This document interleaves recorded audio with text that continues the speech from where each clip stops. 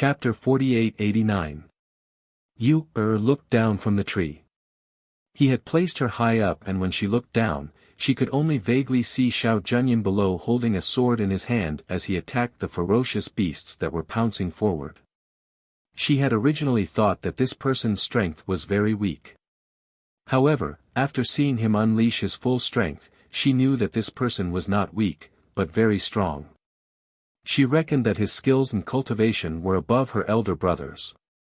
Well, this person was a few years older than her elder brother, so it was normal for him to be more powerful than her elder brother.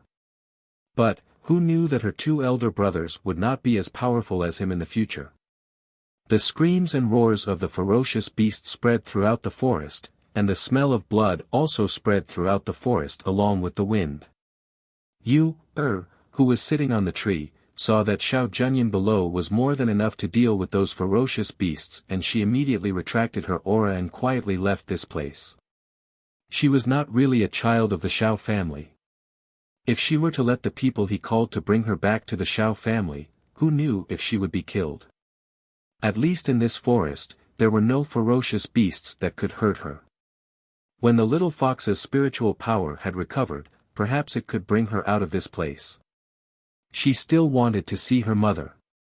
After Xiao Junyan had dealt with those ferocious beasts, he once again gathered his energy and came up to the tree to carry that little fellow down, only to discover that the little fellow that he had placed on the tree had disappeared. Slipped away. He furrowed his brows and scanned his surroundings. How did that little thing slip away without making a sound? Thinking that the little fellow had secretly followed them out, and he had told her that he had already asked the people of the family to come and bring her back, he was afraid that she did not want to be brought back and had slipped away first. Thinking that the little fellow was so small, and that this place was filled with unknown dangers, if they had encountered a ferocious beast, he was afraid that the little fellow would be swallowed whole in one bite. At that moment, he flew up on his sword, looking for the figure of that little fellow. After slipped away from the tree, she walked around the forest. She had stayed here for a few days, and when she encountered ferocious beasts, she did not need to fight at all. As long as she released the might of the ancient divine beast, those ferocious beasts would have to avoid her. While humming an unknown tune, he swung a tree branch that he had picked up from somewhere and walked briskly. Ever since she had left that large tree, she had used a sweeping pace. In just a short while, the distance she had opened up was already not short.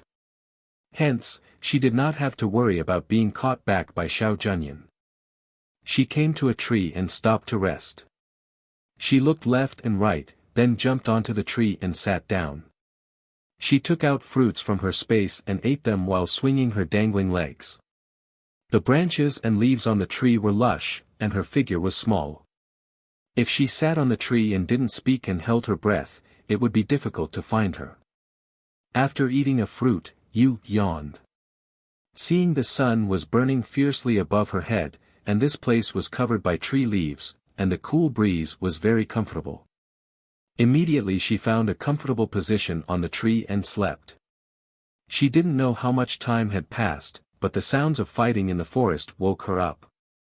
She opened her eyes and saw a 14 or 15-year-old boy being attacked by two sacred beast-level lions. His body was covered in wounds, but he was still fighting with his teeth bared. Chapter 48-90. She recognized that those few lions were precisely those lions that had attacked that lion in her space a few days ago. She had heard from that Xiao Junyan that the people who came in should have that transfer jade tablet on their waist. Her gaze sized up that injured youngster who was gasping for breath, but she didn't see anything like a jade tablet. Roar! The lion was very patient with this prey that had reached its mouth. While playing with him, it didn't pounce on him and bite him to death, rather looked at him struggling. Xiao Juanheng pursed her lips and retreated. After a long battle, her physical strength was gradually declining, and adding on the injuries on her body, her steps were somewhat unstable. And as it happened, that transfer jade tablet that could save his life was torn off by the lion in the previous battle, and she didn't know where it was thrown away. Was currently looking at the battle in front of her. She saw that youngster was wearing a crescent moon robe, and his appearance was also very outstanding, merely his strength seemed a bit weak. And, at least compared to that Xiao Junyan she had met before, he was a lot weaker. But looking at the two, there should only be a difference of 1 or 2 years, so how could there be such a big difference in strength? Just when she was thinking whether she should go down to help save him or not, she heard an extremely subtle hissing sound, and suddenly felt a slight chill on her neck. She instinctively stretched out her hand to grab it. A finger-sized cyan-colored poisonous snake was tightly pinched by her hand, and the snake's tail was tightly coiled around her arm, and it was spitting out its tongue towards her while issuing hissing sound. "Want to bite me?" Yu looked at that cyan-colored poisonous snake with a smile, and said in a soft and cute voice, "I however hold grudges very well." While speaking, her hand took out a dagger, and directly stabbed towards the 7 inches of the snake. Hiss! That snake hissed, and because of that dagger stabbing and twisting, its entire body was cut into 2 parts. One part fell on the ground, and the other part of the snake's head was still in Yu's hand. "Ah, my snake's gallbladder." Seeing the snake's body fell down, Yu promptly jumped down, and prepared to gather the gallbladder of that poisonous snake. Who would have thought that when she jumped down, her whole body just happened to sit on the back of a lion that was staring at that human prey. With such a small person suddenly falling from the tree, not to mention the lion that was suddenly ridden on top of its head by a human, even the young man who was panting while leaning against the tree was stunned for a moment. Especially when he saw that the thing that had fallen was none other than a little girl of 5 or 6 years old, his expression changed. "Come down quickly. Get behind me." He hurriedly shouted and wanted to go forward to pull the little girl who was riding on the lion's back. However, a lion suddenly rushed out and collided with him, blocking his movements and forcing him to turn to attack the lion. Roar! At this time, the other lion roared and pounced at the human child sitting on the lion's back. "Be careful." Xiao Juanheng gritted her teeth. She wanted to go up and save him, but she couldn't free herself. Yu looked at that lion pouncing towards her, and suddenly, a malicious smile appeared on her face. Then she threw the snake head she was tightly pinching towards that lion's mouth. Chapter 4891. After that lion roared, it instinctively bit that thing in its mouth. At the same time that snake blood splashed out, that lion also twitched and fell down. Bang! Its body heavily fell to the ground, startling that youngster and also startling those lions. Roar! The other lions roared towards Yu, staring at that little human who was riding on the lion's back. Suddenly, they discovered that this little human seemed somewhat familiar. Ah! Yu was thrown down from the lion's back.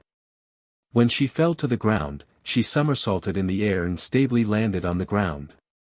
And when that lion that had thrown her down was preparing to pounce forward and bite this human child to death, that pair of lions' eyes fiercely shrunk, and a trace of alarm appeared in its eyes. With a low howl, it rapidly retreated, and within a few breaths of time, it disappeared without a trace. It however recognized that this human child had the aura of an ancient divine beast. Even if they wanted to provoke someone, they would not dare to provoke this kind of human.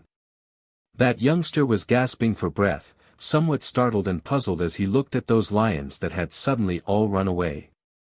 He also could not figure out what was going on. However, seeing that little girl actually ran under a tree and picked up a cyan-colored snake's body. Using a dagger, she cut open the snake's body and took out a cyan-colored snake's gallbladder from inside. He was even more startled. "Are you all right?"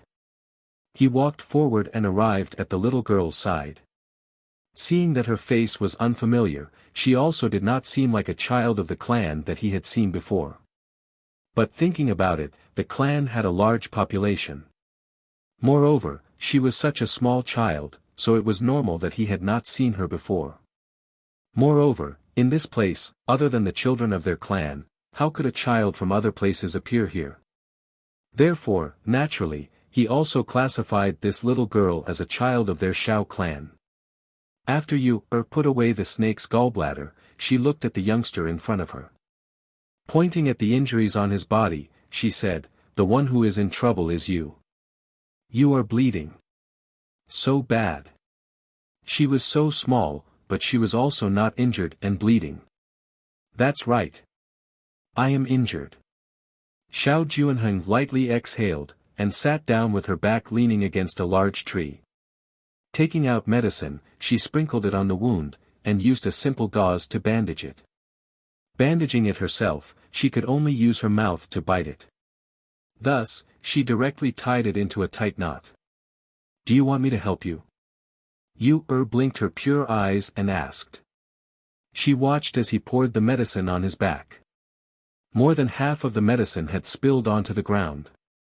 "All right." He handed the bottle to her and looked at her, asking, "Who brought you in? Don't you know that a child as young as you can't come in here?" "Why? I'm not injured," Yu said. After she sprinkled the medicine, she dressed him up in a decent manner. Finally, she tied a beautiful bow. There are too many ferocious beasts in this forest, and many of them are very strong. Even I was injured, let alone a young child like you. He leaned against the tree and rested. While looking around vigilantly, he said doubtfully, "I don't know why those lions ran away just now." Yu looked at him with a beaming smile and said, "Although I am small, but ferocious beasts don't eat me. Wait a moment, I'll send a message back and ask my father to send someone to pick you up."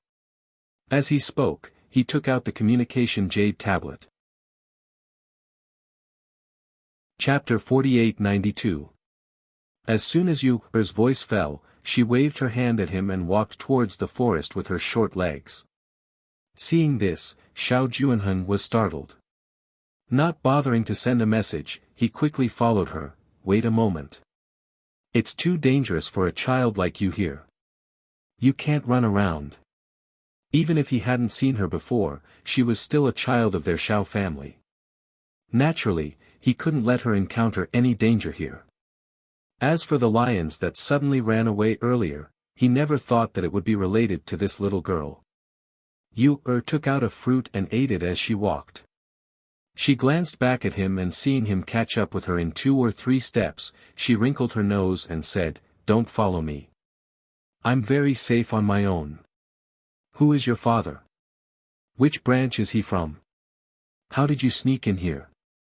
Who did you come in with? I see that you don't have a transmission jade tablet on you. Who brought you in?"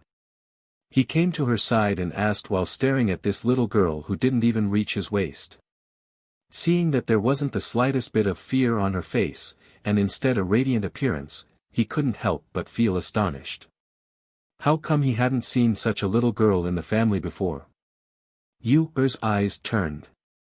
Eating the fruit, she said with a smile, "I came with big brother Jun Yen." "Jun Yen? How is that possible? How could he bring you into this forest? Also, if you came together, why did I only see you and not him?" Xiao Juanheng was stunned and asked in astonishment. "We were attacked by ferocious beasts in the forest and then got separated. So I also don't know where he is," Yu said, eating the fruit in her hand in 2 or 3 bites. However, Xiao Juanheng saw that she finished eating the fruit in 2 or 3 bites. His eyes flashed and his brows furrowed. With his temperament, it's impossible for him to bring in such a small child without propriety. "You're not telling the truth. Also, the fruit you ate was a spiritual fruit, right?" Although he wasn't the Shao family's young master, his father was the current Shao family's patriarch. He had seen many things, but he had never seen a spiritual fruit like the one she ate. Just by smelling it, he could feel a strong spiritual aura emanating from the fruit. Where did this child come from? Was she really a child of their Shao family? When he thought of this, his heart skipped a beat, and he became cautious. "Since you've come to this forest, then do you know why you entered this forest?" Xiao Juanheng asked, her gaze falling on the face of the little one beside her. Having heard what was said, Yu looked at him with a beaming smile and said in a crisp voice, I know because there's a divine beast here. Want to test her? She was very smart. Furthermore, that divine beast had only managed to advance into a divine beast after eating her mother's pill. How could she possibly not know about this? Seeing that she knew, Xiao Juanheng was surprised. But there was always a trace of indescribable strangeness. Suddenly, he heard the sound of fighting, so he immediately stopped and released his divine sense. The next moment, his complexion changed, then he stretched out his hand and pulled Yu, who was about to leave, towards another direction. Go! Go save them! Yu was dragged away, and her little face was completely speechless. What kind of people did she meet? Why are all the people from the Shao clan like this? Chapter 48-93. Phew! One of them gasped for breath. His hand was already holding the transfer jade tablet on his waist. Gritting his teeth, he said, I think we can't hold on any longer. If we continue to fight, we will all die here. It's better to crush the transfer jade tablet. The other person was somewhat hesitant. He didn't speak, but his face was filled with unwillingness. Another person gritted his teeth and angrily said, if you want to crush it yourself. It's not easy to come to this forest. If we go back like this, we might be laughed at to death. Moreover, the time we spent here is so short. If we go back now, how will we raise our heads in front of others? Hearing these words, that youth with hesitation and unwillingness also said, that's right. Isn't it still not the final moment? If we really can't, it won't be too late to crush it. Now, even if you want me to crush the transfer jade tablet, I also won't. Moreover, I still want to bring back a gift for my mother from here. Don't forget what the elders said. This is only an experience. Preserving your life is the most important. If you want to court death, I won't accompany you. Saying this, that youth used his strength to crush the transfer jade tablet. In the next moment, his figure disappeared from where he stood. Following his departure, this made the originally injured two people even worse. With one less helper, it was naturally harder to fight against this pack of wolves. Fight! No matter what, I have to pull out a wolf's tooth to send back to my mother. That youth from before gritted his teeth and shouted. Holding his sword, he rushed forward and chopped at one of the wind wolves. You stay here. Don't run around. After seeing the situation over there, Xiao Juanheng's face became very serious. Especially when those two people actually didn't know to crush the transfer jade tablet and wanted to fight with the pack of wolves, his handsome face sunk. After placing the little girl he had dragged over on a tree, he broke off a branch and stuffed it to her, saying, cover it. The wolves won't be able to see you. The corner of Yu's mouth twitched. Looking at this youth who stuffed a branch into her hand and ran forward, she directly rolled her eyes without giving him any face, expressing her speechlessness at this moment. Holding this branch with leaves in front of her, the pack of wolves won't be able to see her. This youth was quite tall, but why wasn't his brain working well? Moreover, there was a pack of wolves in front of him. There were at least 10 to 20 wind wolves. Among them, that wolf was at the pinnacle of the holy beast level. If he were to run forward like this, wouldn't he be courting death? With just the 3 of them, would they be able to defeat a peak holy beast alpha wolf and a dozen holy beast wind wolves? She sat on the tree and played with the branch in her hand. The 2 of them had teleportation jade tokens hanging on their waists. If they really reached a dead end, the 2 of them would still have a chance to save themselves. However, it was hard to say for the young man who looked okay but was not very smart. So, was she going to leave? Or should I help them? His little face was full of conflict. She had never encountered this pack of wolves before, and they would not run away like those lions. She was sure that she would not be able to defeat the siege of so many wolves by herself. If she used the ancient aura, would the three of them notice it? Just as she was feeling conflicted, Xiao Juanheng had already raised his sword and rushed over. When the two youths saw him, their eyes shone with pleasant surprise and hope. Second Young Master. Chapter 48-94. With his help, perhaps they wouldn't even need to crush the transportation jade.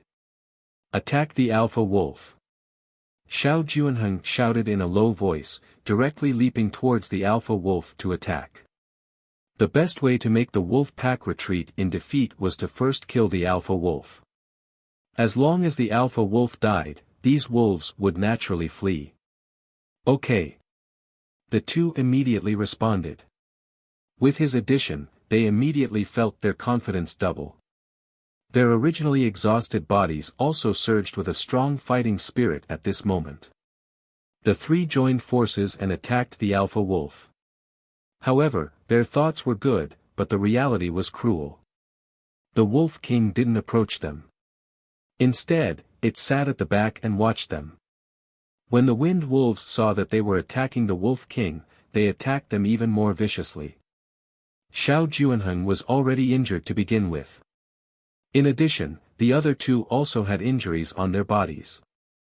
The three of them joined forces, but they were still no match for the attacks of nearly 20 vicious wolves. Not long after, the injuries on their bodies worsened, and the clothes on their bodies were stained with blood. Seeing this, Yu Er's gaze fell on the Alpha Wolf.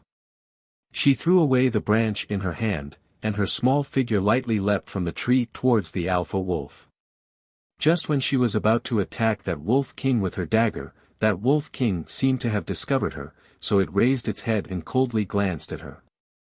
After that it opened its mouth and let out a low howl, as if it was threatening Yu and its sharp wolf fangs were drooling towards Yu Just as Yu was about to pounce down, she suddenly felt a sharp chi blade attack from afar. She promptly stopped her movements and looked towards the direction of the sound. She saw a cold light attack. Upon closer inspection, it was actually a sharp arrow carrying a swift and fierce aura. With extreme speed, it accurately shot towards the Alpha Wolf. In that instant, the fur on the Alpha Wolf's body stood on end because it sensed the approaching danger. It fiercely leapt, pouncing towards the small figure sitting on the tree. On one hand, it wanted to avoid the incoming arrow. On the other hand, it wanted to eat this human child whose entire body emitted pure spiritual energy. Careful! Xiao Juanheng was surrounded by several wind wolves. When she saw the Alpha Wolf pounce towards the little girl, her expression could not help but change, and she cried out in alarm. However, even though he wanted to save her, he couldn't spare the time to do so. Unexpectedly, at that moment, he saw the little girl wave the dagger in her hand and attack the Wolf King. The sharpness of the blade caused him to be involuntarily stunned. When the Wolf King saw the dagger coming at it, it immediately dodged and landed on a nearby tree branch.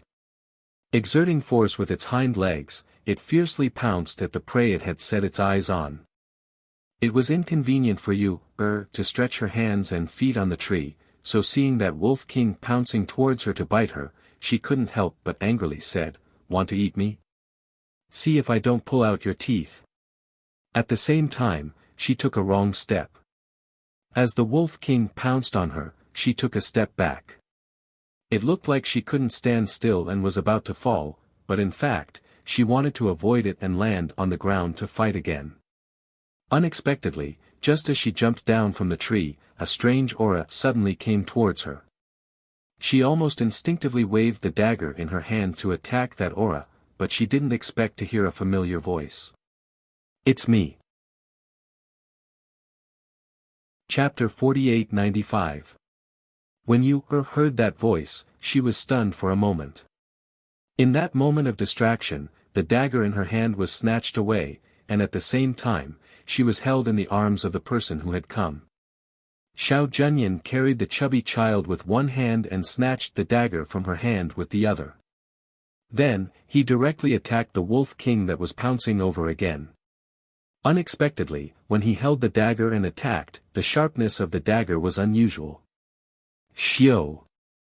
A wu. The sharp chi of the blade cut through the air. That wolf king that was pouncing over probably did not expect Xiao Junyin's attack to be so fast. Unable to dodge in time, its neck was directly struck by the blade.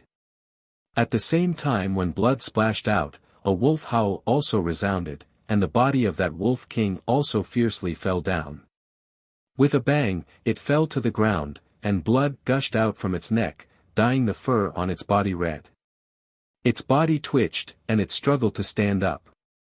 But unexpectedly, Xiao Junyin, who was carrying Yu on the ground, once again pounced on it with her blade. Xiao. A wu. The dagger pierced through. That wolf king's howl was already weak. Its body stiffened, and in the next moment, it fell straight to the ground, no longer breathing. Following the death of this wolf king, the remaining 11 or 12 wind wolves howled and scattered in all directions, quickly escaping. At this time, Xiao Juanheng and the two youths were already panting as they half knelt down with their swords. Sweat poured down their bodies like rain, their black hair stuck to their cheeks due to the sweat, blood staining their robes red. Wounds were so deep that bones could be seen, and some had their robes torn apart by the wolf claws. No matter how one looked at it, they were in a sorry state. But at this time, the three of them were looking at the black-robed youth who had suddenly appeared with shining eyes. Xiao Junyin. Their Xiao family's young master. Because his arrival had resolved their danger, and also indirectly saved their lives. Greetings to young master. Many thanks to young master for saving us. The two youths who had been half kneeling with their swords immediately knelt down, cupping their fists and bowing to him. From their words, it was clear that they were respectful. Xiao Juanheng, on the other hand, paused for a moment before standing up straight. She nodded towards him and said, "Fortunately, you came." As she spoke, her gaze fell on the little girl in his embrace, and a trace of astonishment flashed through her eyes. Everyone in the Xiao family knew that no one was allowed to get within 3 steps of Xiao Junyin, much less be held in his arms. Then, what was the matter with this little girl? Did he really bring her in? Yu, who was pressed into his bosom, raised her head. Seeing that the Wolf King was already dead, the danger had also been removed. But this Xiao Junyin was still holding on to her dagger and not returning it. She immediately shouted, "Return my dagger to me." Xiao Junyin only nodded her head towards Xiao Juanheng and did not pay any attention to the two kneeling youths. Instead, she turned her gaze towards the chubby baby in her arms. Yes, although this little thing was no longer a doll, in his eyes, it was still a chubby, meaty doll. Especially now that it was staring at him, it was even more interesting to look at. In the entire Xiao clan, no one dared to treat him like this. "The dagger is mine.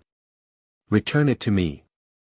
Yu glared at him with her beautiful eyes, like a little beast staring at him, her hand reaching out, wanting to snatch the dagger back. Unexpectedly, with a turn of his hand, Xiao Junyin kept the dagger. "It's too sharp. It's not something you can play with." Chapter 4896. Yu glared at him angrily, watching as her dagger was confiscated, her heart clenched in anger. Seeing this, Xiao Juanheng asked, "Jun Yan, this child said that you brought her in. Which branch does she belong to? Was it really you who brought her in?" Hearing this, Yu's little head shrank back. It's over. She's exposed this time." Xiao Junyin looked at the little thing who had shrunk back and did not speak, the corners of her lips curling up slightly.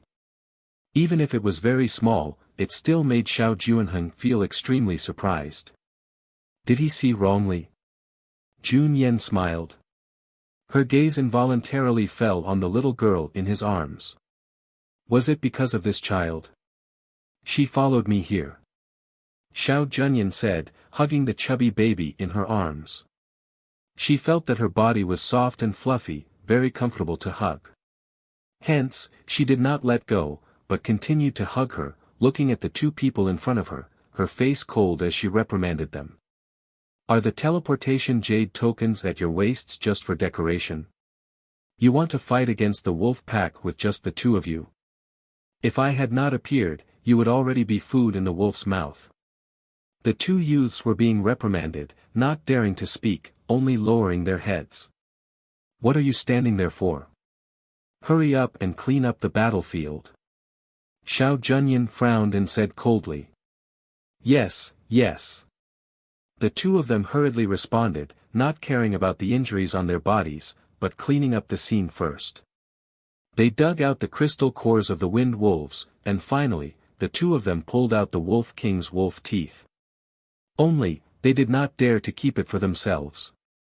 After all, they were not the ones who killed the wolf king, so they walked forward and handed the things to Xiao Junyan. Young master, these things. These things are for you. As Xiao Junyan spoke, she did not even look at those things. Instead, she stared at the little thing in her arms. Seeing that she was frowning, not knowing what she was thinking about, Xiao Junyan pinched her chubby little face and lifted her head up. What are you thinking about? He unexpectedly found that this little thing's face was very nice to pinch. Soft, smooth, and chubby, he could not bear to let go. Yu glared, slapping away his hand that was pinching her face, shouting, "Don't touch me. Impudent. Don't be rude to young master." When the two youths saw that the little girl actually dared to shout at Xiao Junyan, their faces changed and they hurriedly reprimanded her. But unexpectedly, the moment they said those words, their young lord shot a cold glare at them from the other side, a look that said that he disdained them for meddling in other people's business, causing them to be at a loss. "Let's first bandage the wounds on your body," Xiao Juanheng said, indicating for the two to go to the side and bandage their wounds. When the two youths heard his words, they immediately responded and hurriedly retreated to the side to treat their wounds. "Put me down," Yu shouted, struggling to get down from his bosom. Unexpectedly, Xiao Junyan continued to hug her tightly with one hand, her handsome face cold and serious as she said, "You're still young, it's safer for me to hug you. If you return the dagger to me, I can guarantee my safety." Yu said.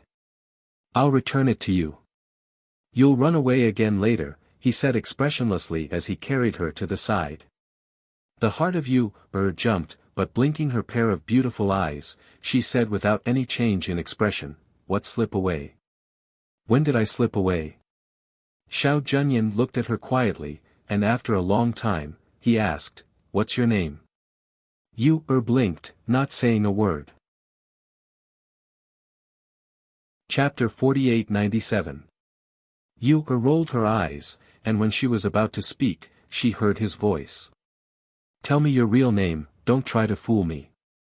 I am a branch descendant of Xiao family.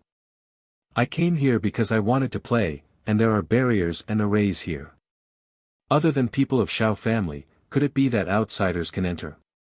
Yu said with a smile. Hearing this, he frowned and stared at her, saying, "You are not. You haven't seen me, how do you know that I am not? There are so many children of Xiao family's branch, have you seen them all?" Yu snorted and said. "That dagger of yours is not an ordinary thing, it is not something of Xiao family." Xiao Junyan looked at the little fox-like chubby baby in his embrace and said coldly, "You better tell the truth, otherwise, when you return to Xiao family, no one can save you." Yu rolled her eyes and said, "Give me back the dagger, and I will tell you." Xiao Junyan stared at her, but did not take out the dagger, instead said, "It's okay, if you don't say, then just stay by my side." Seeing this person's temper, Yu really wanted to punch his eyes with her little fist, but she had the heart, but she did not have the guts. Who asked her to be in other people's territory? "Junyan, my father asked me to help you find that mythological beast, did you meet it? Or do you have any clues?" Xiao Juanheng, who had finished treating the wound, walked over, and seeing the two staring at each other, he could not help but feel strange. "No." Xiao Junyan said, holding the chubby baby in his embrace with one hand, and said to him, "Did you lose your communication jade tablet? If you lost it, then go back first, I can do it myself. Seeing this, Xiao Juanheng showed a gentle smile and said, although my strength is not as good as yours, but I can't help you. What's more, you have to deal with a mythological beast.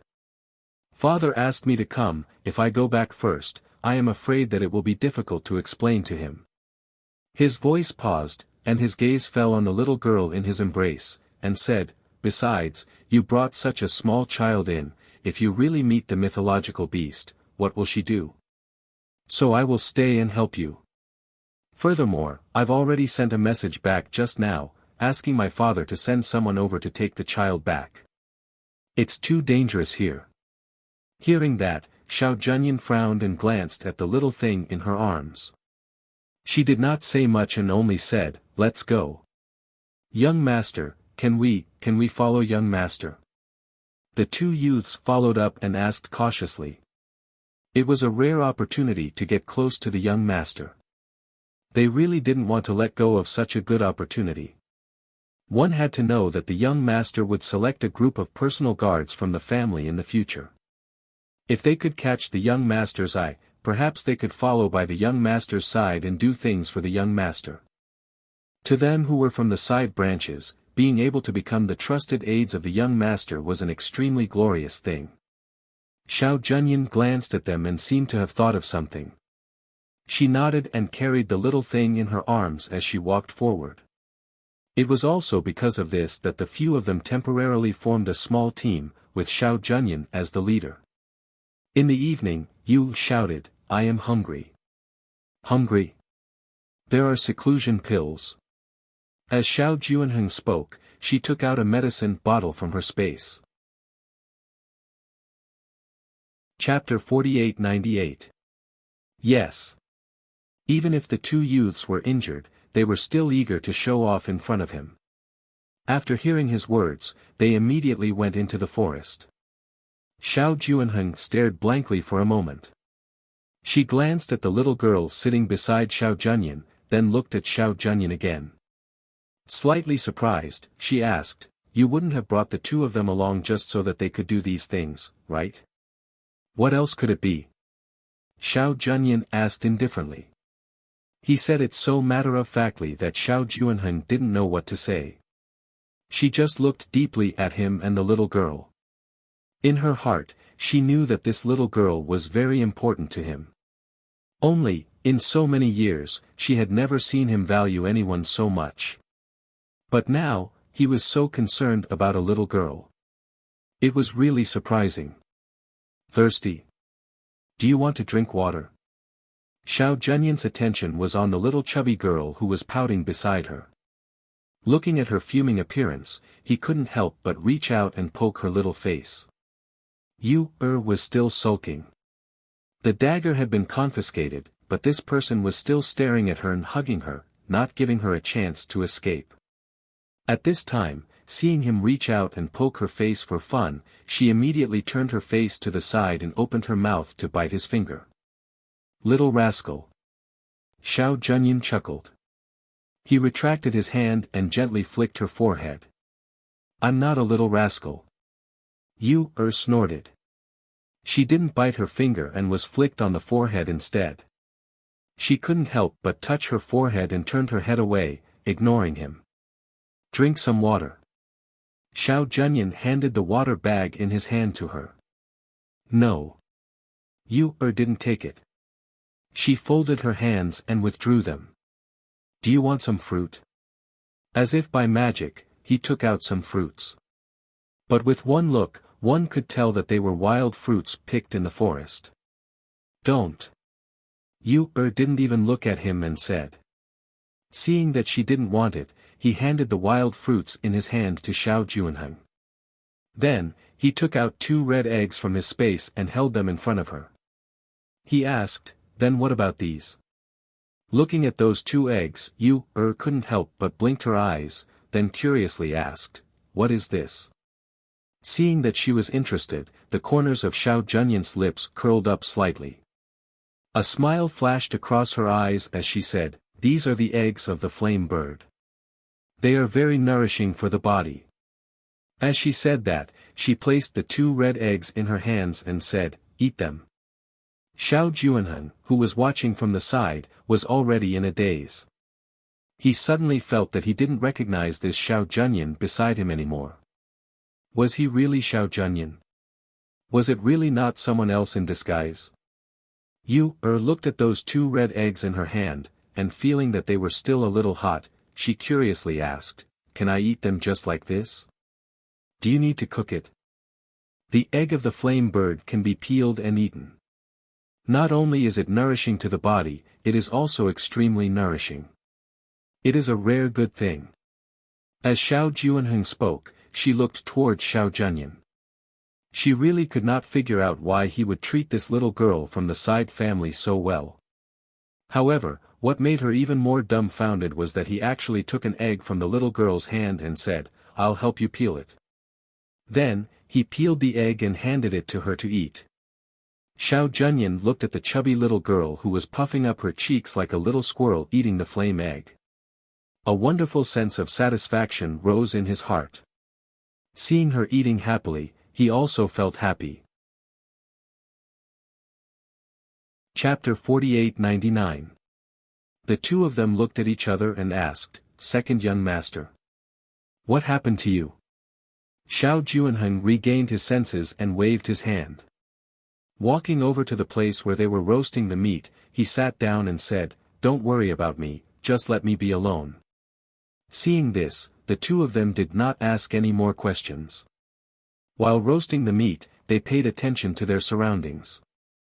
As the sky gradually darkened, the temperature in the forest also dropped. The few of them sat around the fire and ate meat. After eating her fill, Yu helped to fiddle with the branches or add more branches to the fire.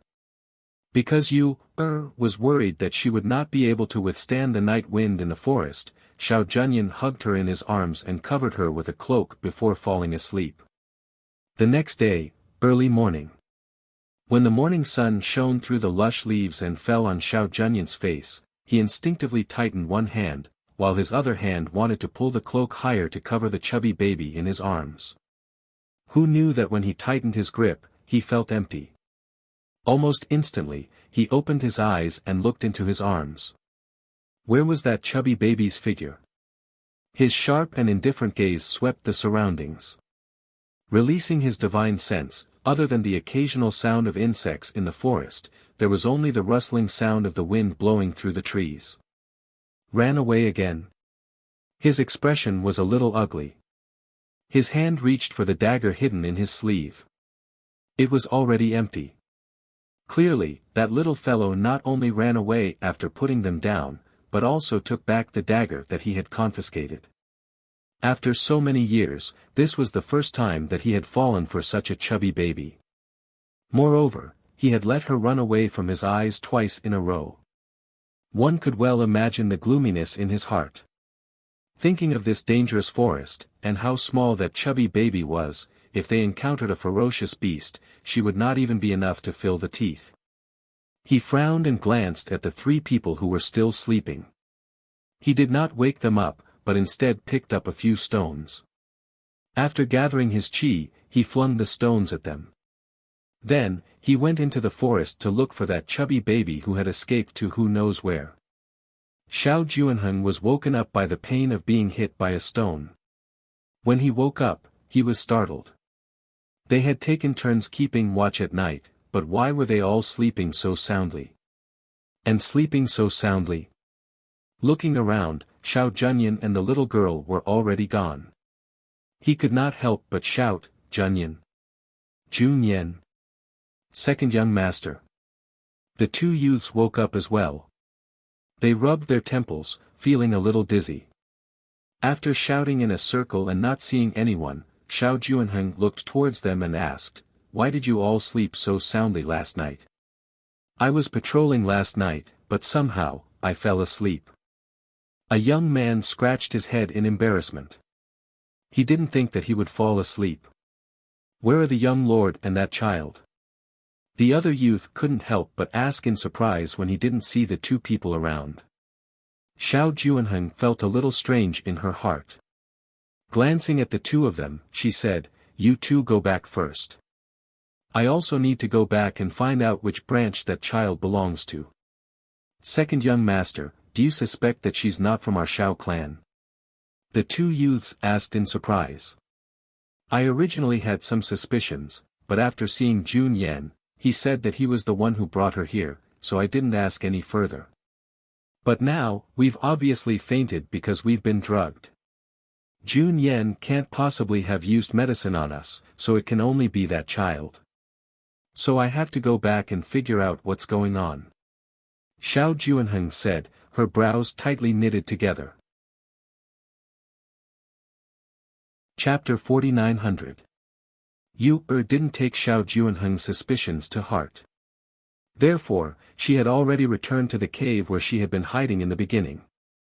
That divine beast-level lion crouched beside her. One person and one beast looked outside through the trees that covered the cave entrance. Master, will they find us if we stay here? The lion was a bit worried. After all, the Shao clan had already sent people out to search for them. Even if the younger generation didn't find them, their elders would come out to capture them. I don't know. If they find us, we'll hide. Yu said. She thought for a bit and called out, "Little fox." As her voice fell, a white little fox appeared in front of her. It glanced at the lion before looking at Yu and calling out, "Master. How's your spiritual energy recovering? How long will it take for you to recover?" Yu was a bit anxious. After all, she was also worried that she would be captured by the Shao clan. "Master, I'm afraid I won't be able to recover without 10 days to half a month." The little fox said. "Is it useless even if I give you pills? How about I give you one of the pills that mother gave me?" She asked. The little fox shook its head and said helplessly, "Those pills are powerful, but they're not suitable for my current situation. If this place didn't have a barrier or a ray, perhaps drinking some spiritual liquid would be able to help me recover. However, this place is a floating immortal island. There are barriers and arrays set up by the Emperor. If I can't guarantee that I'll be able to leave, I'll definitely be captured, so that it didn't dare to take this risk." Heavens knew that it already regretted bringing its little master out of Cloud Sky Mountain. If something really happened to its little master, it wouldn't be able to absolve itself of the blame even if it died 10,000 times. 10 days to half a month. Yu clenched her teeth and said, "All right, I'll hold on for 10 days to half a month. Remember to tell me as soon as you recover." After instructing the little fox, she put it back into her space and took out a fruit to gnaw on. On the other side, at the floating immortal island of the Phoenix Master, many immortal monarchs and immortal elders had gathered. Ever since they learned that the Northern Flame Great Emperor had been killed by the Great Empress and that she had taken over his territory, they had braced themselves and wanted to pay her a visit. However, they had been denied entry several times and hadn't even seen the Great Empress's face. After being rejected again, the immortals returned in groups of 3 to 5, sighing softly. One of them said, "Back then, no one came to visit and congratulate him. Now, even if we want to visit him, we won't be able to meet him. Yeah, I really regret it." Another person sighed with a helpless look on his face. At the same time, Fengjiu wasn't on the island either. After settling down Songmi, Tai Song, and Yunyang, she left alone to check out the situation on the other Emperor's islands. Although he felt that the other three wouldn't dare to stay on the Immortal Island after the incident with the Northern Flame Great Emperor, he still wanted to go there. Even if he didn't meet anyone, he still wanted to give their Immortal Island a thunderous blow to shock them. At the same time, she wanted to let them know that she was always thinking about taking their lives. Chapter 4901. Tisk, they're really willing to go all out. Although this ancient array can increase their defense and counterattack power, it also consumes a lot of their own effort and spiritual power. She stood in the clouds with her hands behind her back and looked at the ripples of the airflow around the celestial island in front of her. Fine, then let's wait a little longer. You can't run away anyway, she muttered softly. She murmured softly. Her cold eyes looked at the immortal island in front of her and revealed a cold smile that said she was determined to succeed. Seeing the ancient array here, she did not go to the other two great emperors. Instead, she took off the flying feather at her waist and flew in the clouds. After flying for a long time, she saw a town below the clouds and went down. As he walked towards the city, he vaguely heard some cultivators passing by talking about Cloud Sky Mountain and Azure Emperor. She was cautious and slowed down her pace to listen for a while. Then, she walked towards an inn in front of her. "Waiter, one of the best rooms." Fengjiu walked in and glanced indifferently at the people on the first floor of the inn. Then, she glanced at the second floor and stopped at the counter. "Fairy, there's only one room left in the inn today. Look." The innkeeper saw her extraordinary temperament and outstanding appearance, so he personally went up to greet her. Fengjiu saw that there were many people here, and since she entered the inn, they all looked at her. She frowned slightly and said, "Then forget it. She'd better find another inn that was quieter." She turned and was about to leave when she saw a cultivator in front of her. "Fairy, how about this?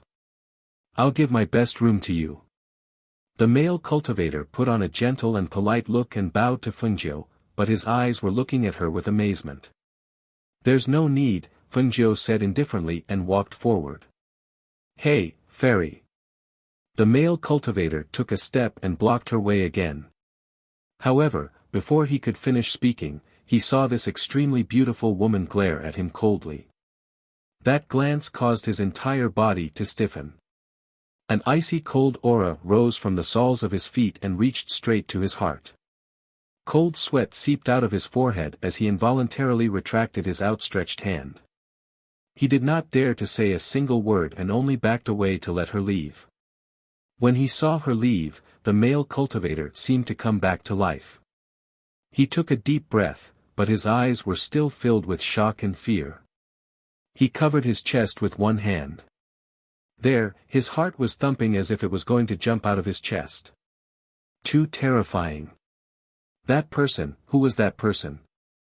Fengjiu inquired about the better inns in the city on the street. She learned that there was a relatively high-end inn at a fork in the road ahead.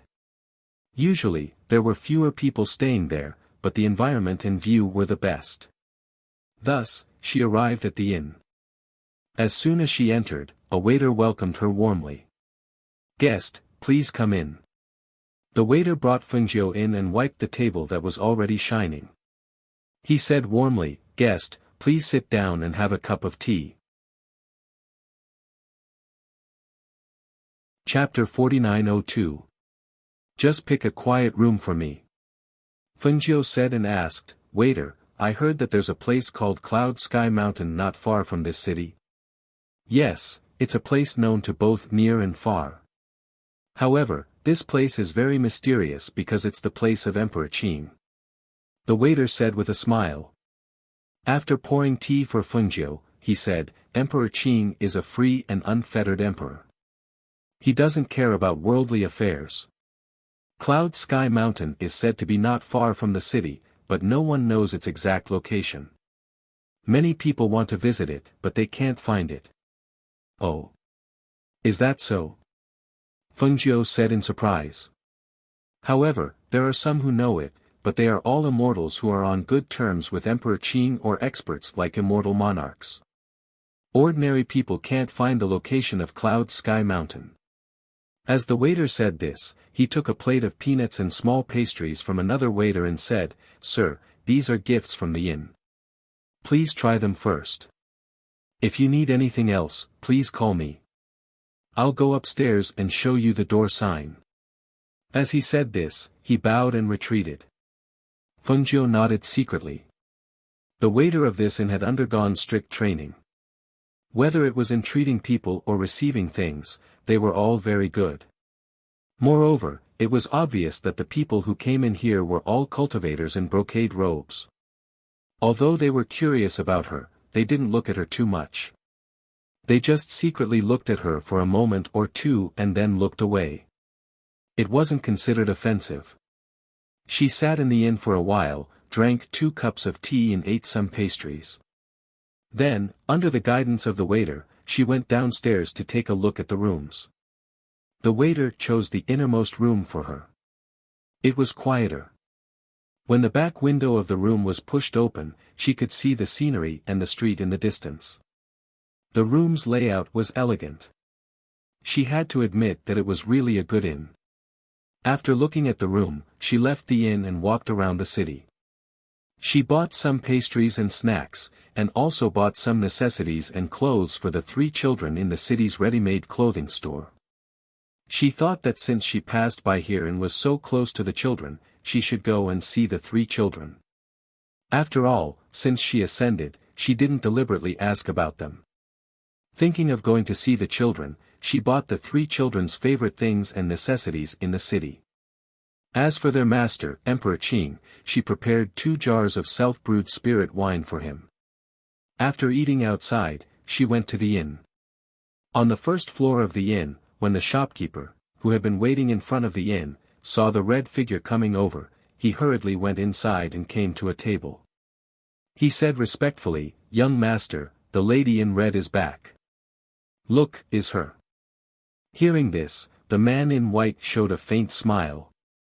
He stood up, avoided the table, and went to the door to wait. When Fengjiu came from afar, she saw 2 people running in and out of the inn. The shopkeeper recognized one, but the old man didn't. As she came closer, she saw the old man standing beside a man in white. Chapter 4903. Ghost Doctor, please wait. The man in white spoke. His voice was gentle and had a hint of magnetism. Fengjiu, who was passing by, raised her eyebrows when she heard the man's words. She paused and turned slightly to look at the man in white. "You know who I am?" Not many people had seen her since she ascended to become an empress. However, those people only knew that she was the Empress Phoenix Master who had just ascended not long ago. Very few people called her the Ghost Doctor. "May I have a word with you in private?" The man looked in the direction of Fengjiu's voice. His eyes were very beautiful, but they were like colored glass. They were too clear and clean, as well as unfocused. Fengjiu only took one look at his eyes and knew that this person had an eye disease. "Yes." When he heard the light voice, the man smiled. There was a hint of joy in his smile. He looked in Fengjiu's direction and said, "The private room upstairs is ready. Please." Thus, Fengjiu was led by the innkeeper to a private room on the 3rd floor. The innkeeper personally brought in tea and pastries. Then, he waited outside for orders from the person inside. After sitting down, the man said slowly, "I am Yuan Jing. This inn is the property of the Yuan family. Due to an accident not long ago, I was fortunate enough to meet the saint and learn the name of the Ghost Doctor from him. Because I was born with an eye disease, I have never seen the colorful world. The saint once told me that the Ghost Doctor had superb medical skills. If the Ghost Doctor could help me, perhaps I would be able to see the colors of the world in my lifetime. Therefore, when I found out that the Ghost Doctor had appeared in the inn in the city, I took the liberty to come and disturb you." Hearing this, Fengjiu looked at him and asked, "The saint? Who are you referring to?" She played with the teacup in front of her with one hand. She thought that the saint that Yuan Jing was talking about should be Mo Chen. Therefore, she wanted to confirm it. "His surname is Nalan, and his name is Mo Chen," Yuan Jing said. Upon hearing this, Fengjiu tapped the table lightly. She curled her lips and looked at the man in front of her. Her voice was soft and unhurried. "So, you want to seek medical treatment? Didn't he tell you that it's not easy for me to treat him?" Yuan Jing was silent for a moment and said, "I know. I wanted to visit him personally, but I didn't expect Phoenix Master to appear here," so that he paused for a moment, then said, "I know that since Phoenix Master is the Ghost Doctor with superb medical skills, and is also the Phoenix Master of a great Emperor and Empress, the Ghost Doctor doesn't lack anything. However, if possible, Yuan Jing still wishes to ask the ghost doctor to take a look at Yuan Jing's eyes and see if there is any possibility of healing them. If Yuan Jing's eyes can be healed, Yuan Jing is willing to fulfill any request of the ghost doctor. Fengjiu laughed. Don't be so full of yourself. What Yuan Jing said is true, he said seriously. Seeing this, Fengjiu smiled and didn't say anything. She just stared at Yuan Jing's eyes. No one knew what she was thinking. After a while, she said, "Give me your hand." Yuan Jing was delighted. The old man beside him was even more excited. He hurriedly said, "Master, your hand." He hurriedly lifted his master's hand and put it on the table. Then, he helped him roll up his sleeves. He looked at Fengjiu nervously, but didn't dare to say anything. Fengjiu put her hand on Yuan Jing's wrist and quietly diagnosed. After a while, she checked his eyes. Chapter 4904. Fengjiu retracted her hand, asking, "Was it born in your mother's womb?" "Yes." He answered, his heart nervous. "You've taken a lot of medicine these past few years, right?" Fengjiu asked mildly. "Yes, I've looked for many doctors and alchemists, but they all said that there was no possibility of recovery. Ghost doctor, I wonder if my eyes." Hope grew in his heart, but he was also worried that it would be destroyed. At this moment, he was nervous. Fengjiu tapped the table lightly with one hand, staring at him, not knowing what she was thinking.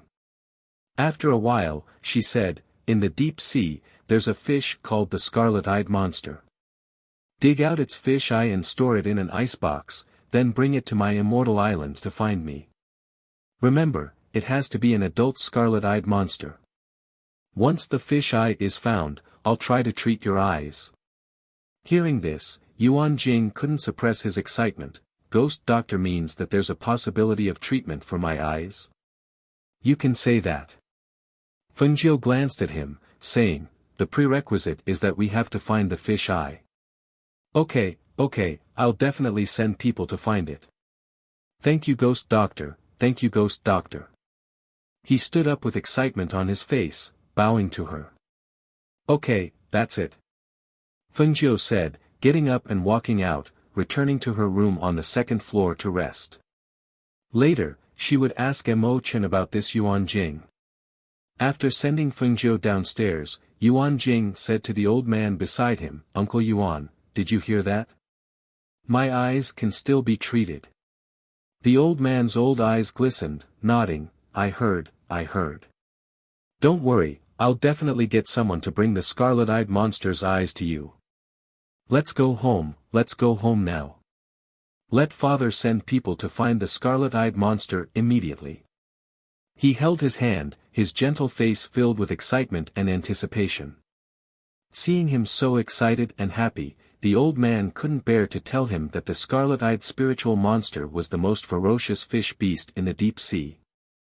An adult scarlet-eyed ferocious beast was especially hard to find because every scarlet-eyed spiritual monster would take 1,000 years to reach adulthood. Furthermore, they were hidden deep in the sea, so the chances of finding one were very slim. However, even if it was insignificant, it was still a hope. They could not give up. At dawn the next day, Fengjiu left the inn early in the morning, exited the city gates, and headed towards Cloud Sky Mountain. The people in the city only gave her a rough location because no one could really find the exact location of Cloud Sky Mountain. Therefore, she could only search for it herself. She spent the entire morning before finally finding the location of Cloud Sky Mountain. Because the whole mountain, or even the whole place, was covered by barriers and formations, it was really difficult for ordinary cultivators to find this place. Just as she was looking for the entrance to Cloud Sky Mountain, the Azure Emperor, who was sitting cross-legged under a tree with Hao, and Mu Qin, suddenly opened his eyes. "There are guests at the foot of the mountain," he said slowly, looking at the clouds in front of him. Hearing Hao-er's voice, Mu Qin opened his eyes and looked at each other in surprise. They had been by Master's side for so long, but it was extremely rare for someone to come to Cloud Sky Mountain. Is it Master's friend? Do you need me to go and greet him? Hao looked at his master and asked. Chapter 4905. Yes. The two stood up and respectfully responded. After receiving the token that could open the enchantment and array, they turned around and went down the mountain. At this time, they still did not know that the person their master had asked them to pick up was their mother, whom they had been thinking about all this time. Fengjiu walked around the foot of the mountain and finally found the mountain gate. She stopped and thought that since she was a guest, should she greet the Qing Emperor first? After all, it did not seem good to enter someone else's place without greeting them. Just as she was thinking, she saw two small figures flying over from the clouds. When she saw them, her eyes softened and her face overflowed with a smile. It seemed that the Qing Emperor knew that she was coming. Didn't he send her two sons down to pick her up? Looking at her two sons whom she had not seen for a long time, her heart was filled with joy and bitterness. It was also her fault. Because she had too many enemies, she had to let them leave her side and take the Qing Emperor as their master.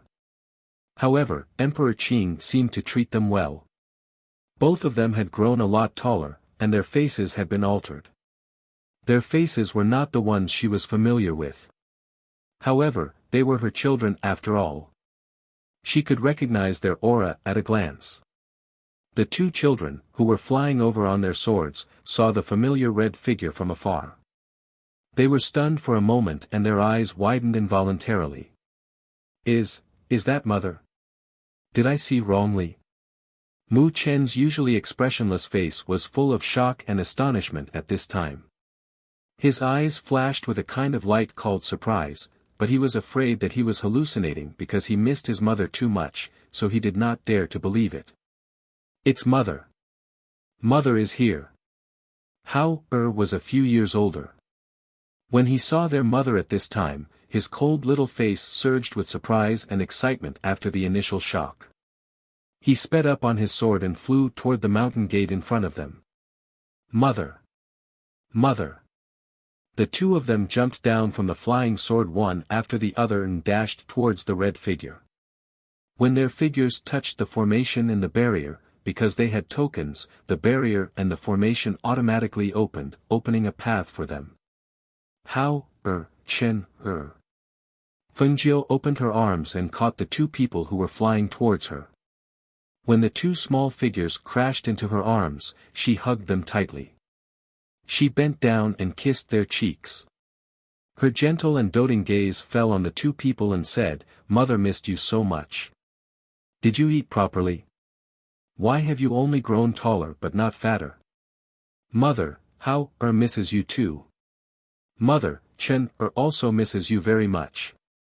The two little boys were both happy and shy after being kissed by their mother on the cheek. Their eyes sparkled with joy and happiness as they looked at her. "Mother, we will eat properly," Chen said. "Mother, Master treats us very well. We're doing very well here. We just miss Mother very much and want to see Mother," Hao said, holding her hand and not letting go. "Good children, Mother also misses you and really wants to see you." She rubbed the two children's heads and said, "What about you, Why didn't she come down with you?" After all, her two sons came down to pick her up. It was impossible for her daughter not to follow. Inexplicably, her brows moved slightly. She looked at the two children moving their little mouths, as if they wanted to say something but did not know how to. Chapter 4906. Mother, you secretly asked her contracted beast to take her away from the mountain a few days ago. She said she wanted to see you, but she's been gone for a few days. We don't know any news about her, Hao said. Fengjiu's heart skipped a beat. She asked, "Does your master know about this?" "Master knows. Master said that you, is naughty and has a good temper. Since she wants to go out, let her go. But don't worry, Mother. Master said that he has a strand of his soul in you, If you, is in danger, he will appear to save her. Fengjiu nodded. Yes, mother knows. Let's go. Take your mother to see your master. Okay. The two of them answered and brought her up the mountain. Along the way, the two of them held her hand and told her about their cultivation here, as well as the trivial matters of their daily lives. When they arrived at the mountain, Fengjiu saw a man with an immortal aura drinking tea at a stone table under the tree. Looking at his face, it was not the face she knew. However, she also remembered that he said that he was only using this body to do things. Your place is very quiet. Fengjiu walked over and sat down opposite him. Emperor Qing held the teapot in one hand and poured a cup of tea for her. Snow spirit tea from the high mountains. Try it. Fengjiu picked it up, took a sip, and put it down. You know I'm not here to drink tea with you. You're not here to see me either. Emperor Qing smiled and glanced at her casually. You're here to see your child. What do you think of it? Have I raised them well? They're not growing fat. It must be because you don't eat enough here. As she spoke, she pinched the arms of her two sons. She wondered if she should bring them back to stay for a while and raise their meat. Cultivators shouldn't be too heavy on their appetites. Otherwise, how can they go far on the Great Tao? Emperor Qing disagreed. His three disciples had probably been led astray by Fengjiu. They didn't want to eat seclusion pills and only wanted to eat 5 grains. If cultivators can't even eat the delicacies of the world, what's the use of cultivating the Tao of immortality? She smiled and took a sip of the spirit tea. This tea is not bad. Give me 2 pounds. You're not polite. He glanced at her. In any case, we're friends. Moreover, I brought you a gift this time. As she spoke, she took out 2 jars of spirit wine from her space and placed them on one side of the stone table. She smiled and said, "This is spirit wine that I personally brewed. It's priceless. It's not right for you to not return the favor, right?" Hearing this, he glanced at her, opened it, and took a sniff. Good wine. Then he waved his sleeves and put away the 2 jars. The spirit wine brewed by the Empress and the Phoenix Master is naturally priceless. As he spoke, he flicked his sleeve again, and 2 exquisite tea jars appeared in front of him. He said, "I also obtained a total of 3 caddies. I'll give you these 2 caddies."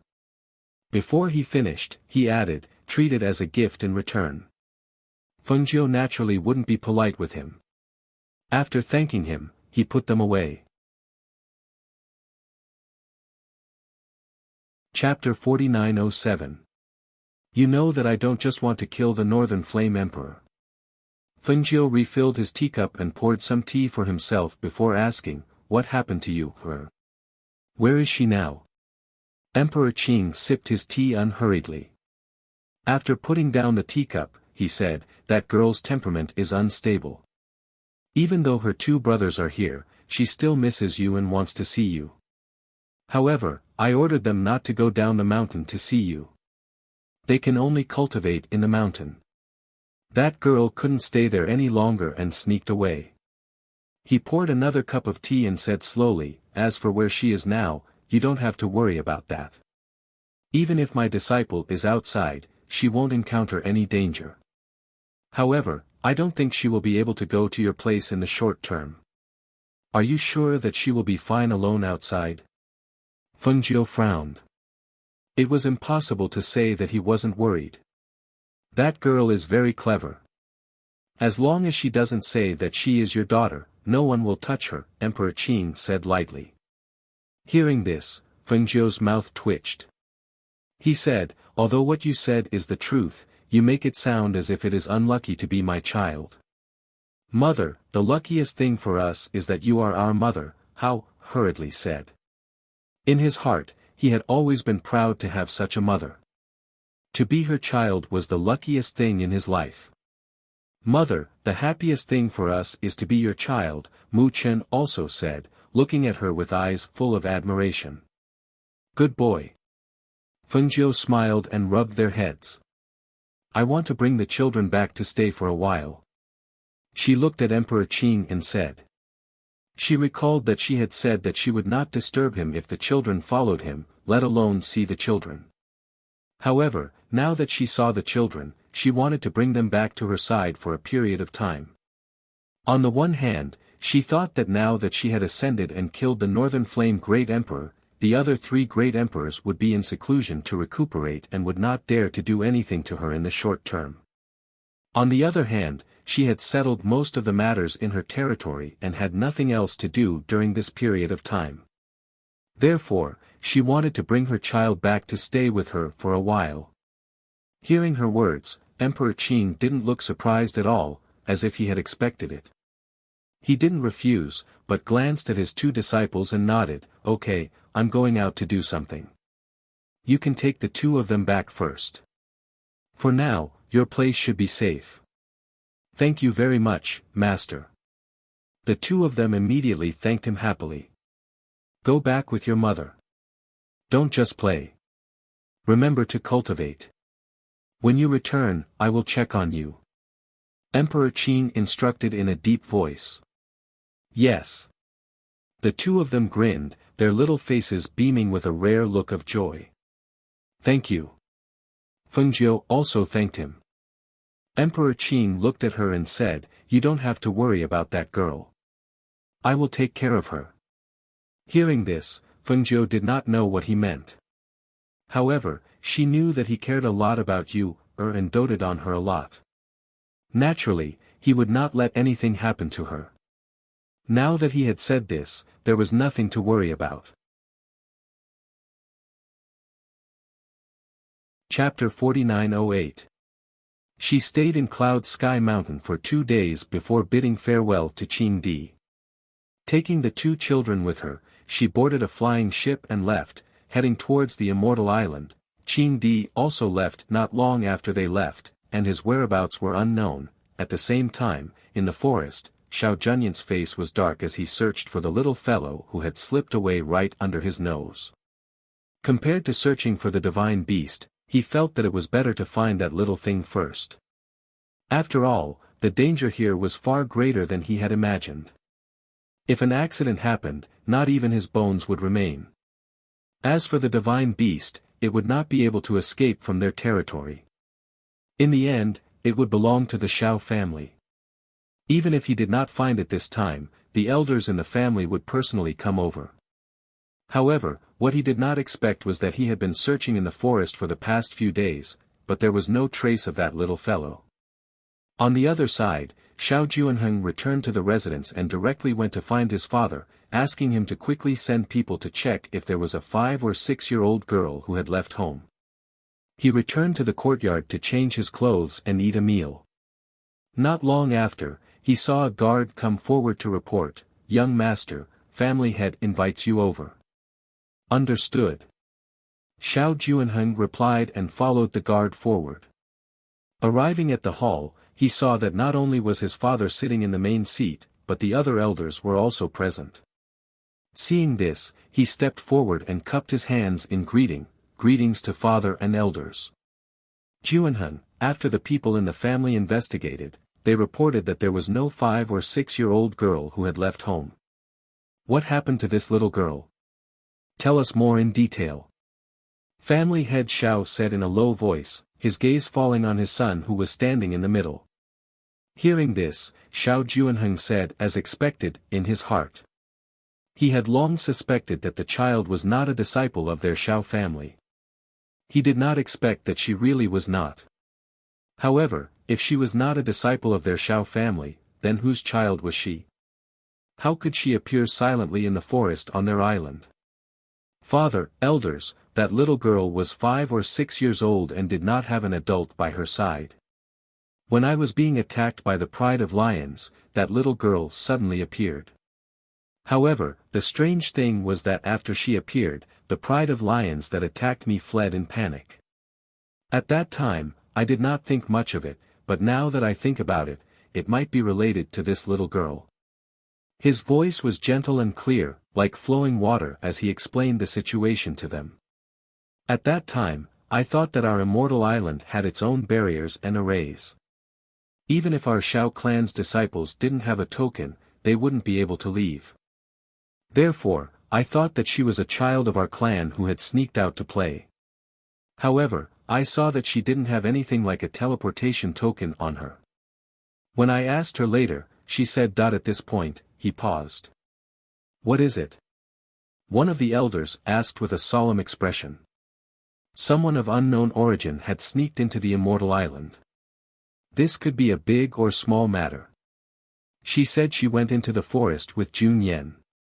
As Xiao Juanheng spoke, she looked at the people seated in the hall and continued, because I was worried that she would encounter danger alone in the forest, I forcefully kept her by my side. Later on, when we were attacked by a pack of wolves, Jun Yen just happened to appear and save us. Moreover, she seemed to be very familiar with that little girl.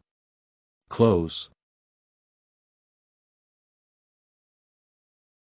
Chapter 4909. Family head Xiao asked in surprise, you said that Jun Yen was very close to that child. Yes, after seeing that child, she kept hugging him. As Xiao Juanheng spoke, he saw the astonishment and surprise on their faces, and the corners of his lips could not help but curl up slightly.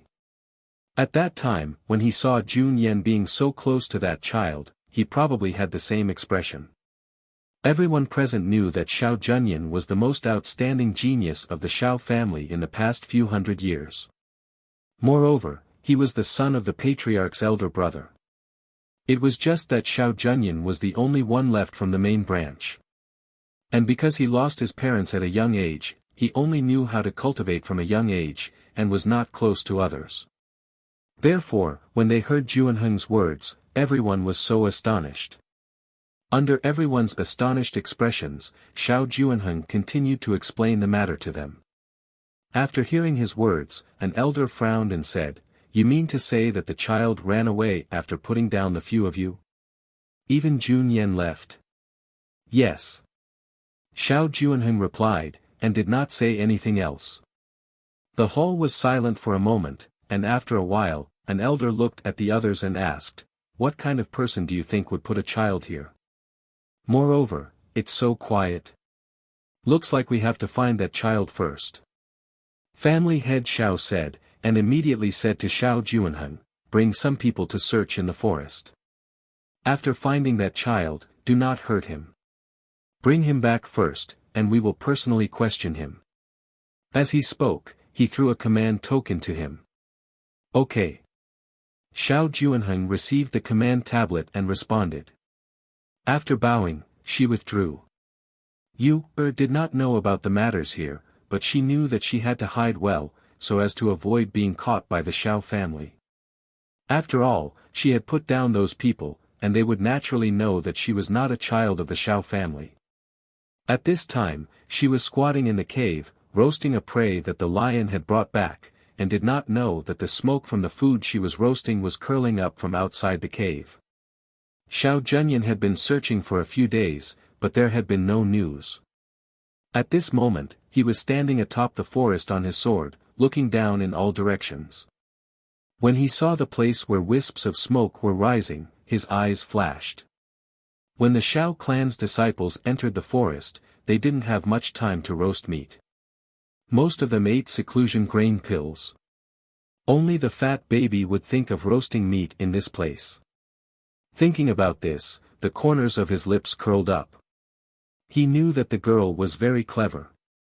He immediately retracted his aura and headed towards the direction of the light smoke.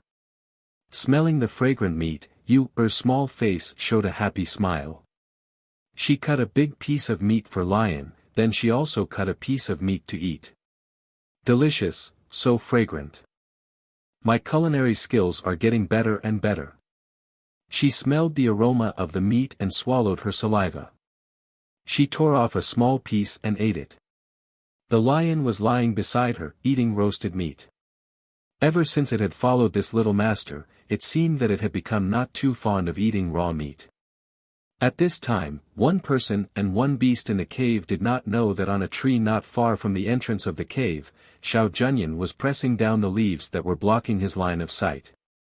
Looking at one person and one beast in the cave, a trace of surprise flashed past his eyes. Chapter 49:10. For a moment, his heart was filled with curiosity, and he increasingly felt that this little thing was very mysterious. Her body seemed to be an endless treasure, and no one knew what would be discovered in the next moment. Looking at that cave, the corner of his mouth slightly curled up. Hiding here these days? It was also a good place to hide, but after all, she was still too young. Even if she was intelligent, she was still too careless. He lightly jumped down from the tree and walked towards that cave. Yu, who was eating barbecued meat in the cave, didn't know that someone was approaching, but Lion was the first to sense that an unfamiliar aura had entered their range, so it immediately rushed to the cave and looked outside. It thought that it would be a beast, but didn't expect that it was actually that youth. Master, that person came again. Lion stood at the entrance of the cave and didn't retreat, because that youth had already seen it, so even if it retreated now, it would be useless. Who? Who found it? Yu was startled, then she promptly jumped up and looked towards the entrance of the cave, and saw that person called Xiao Junyan walking towards her. She was stunned for a moment, and immediately frowned. Why is this person lingering like a ghost? Lingering like a ghost? Xiao Junyan stopped his footsteps, and seeing that little thing looking at him with disgust, his eyes also turned cold. Without batting an eyelid, Yu prepared to leave the cave with the lion to slip away, but she heard his voice. Where do you want to escape to? What do you want to do? Yu stopped her footsteps, and angrily glared at him. I should be the one asking you this question. He walked closer, and at this time, that lion rushed in front of that little fellow, and with a threatening roar, it rushed towards him. He stopped his footsteps, shot a glance at that lion, then looking at that little fellow, he asked, Who are you? How did you come here? His voice paused, and without waiting for her to speak, he said, You are not a person of Xiao family, this can no longer be concealed. I got the news, the family has already sent people to look for you, you better tell me the truth, otherwise, no one will be able to protect you at that time. Yu rolled her eyes, not knowing what she thought, she asked, You also came to catch me? Xiao Junyan didn't speak, and only looked at her. At first, he only thought that this chubby baby was interesting, but he didn't expect that this little thing was also a little fox, and actually slipped away from his eyes twice. Catch her. He didn't want to, but he also wouldn't let her slip away from his eyes again. Follow me back to Xiao family. He said, looking at her, I will protect your safety.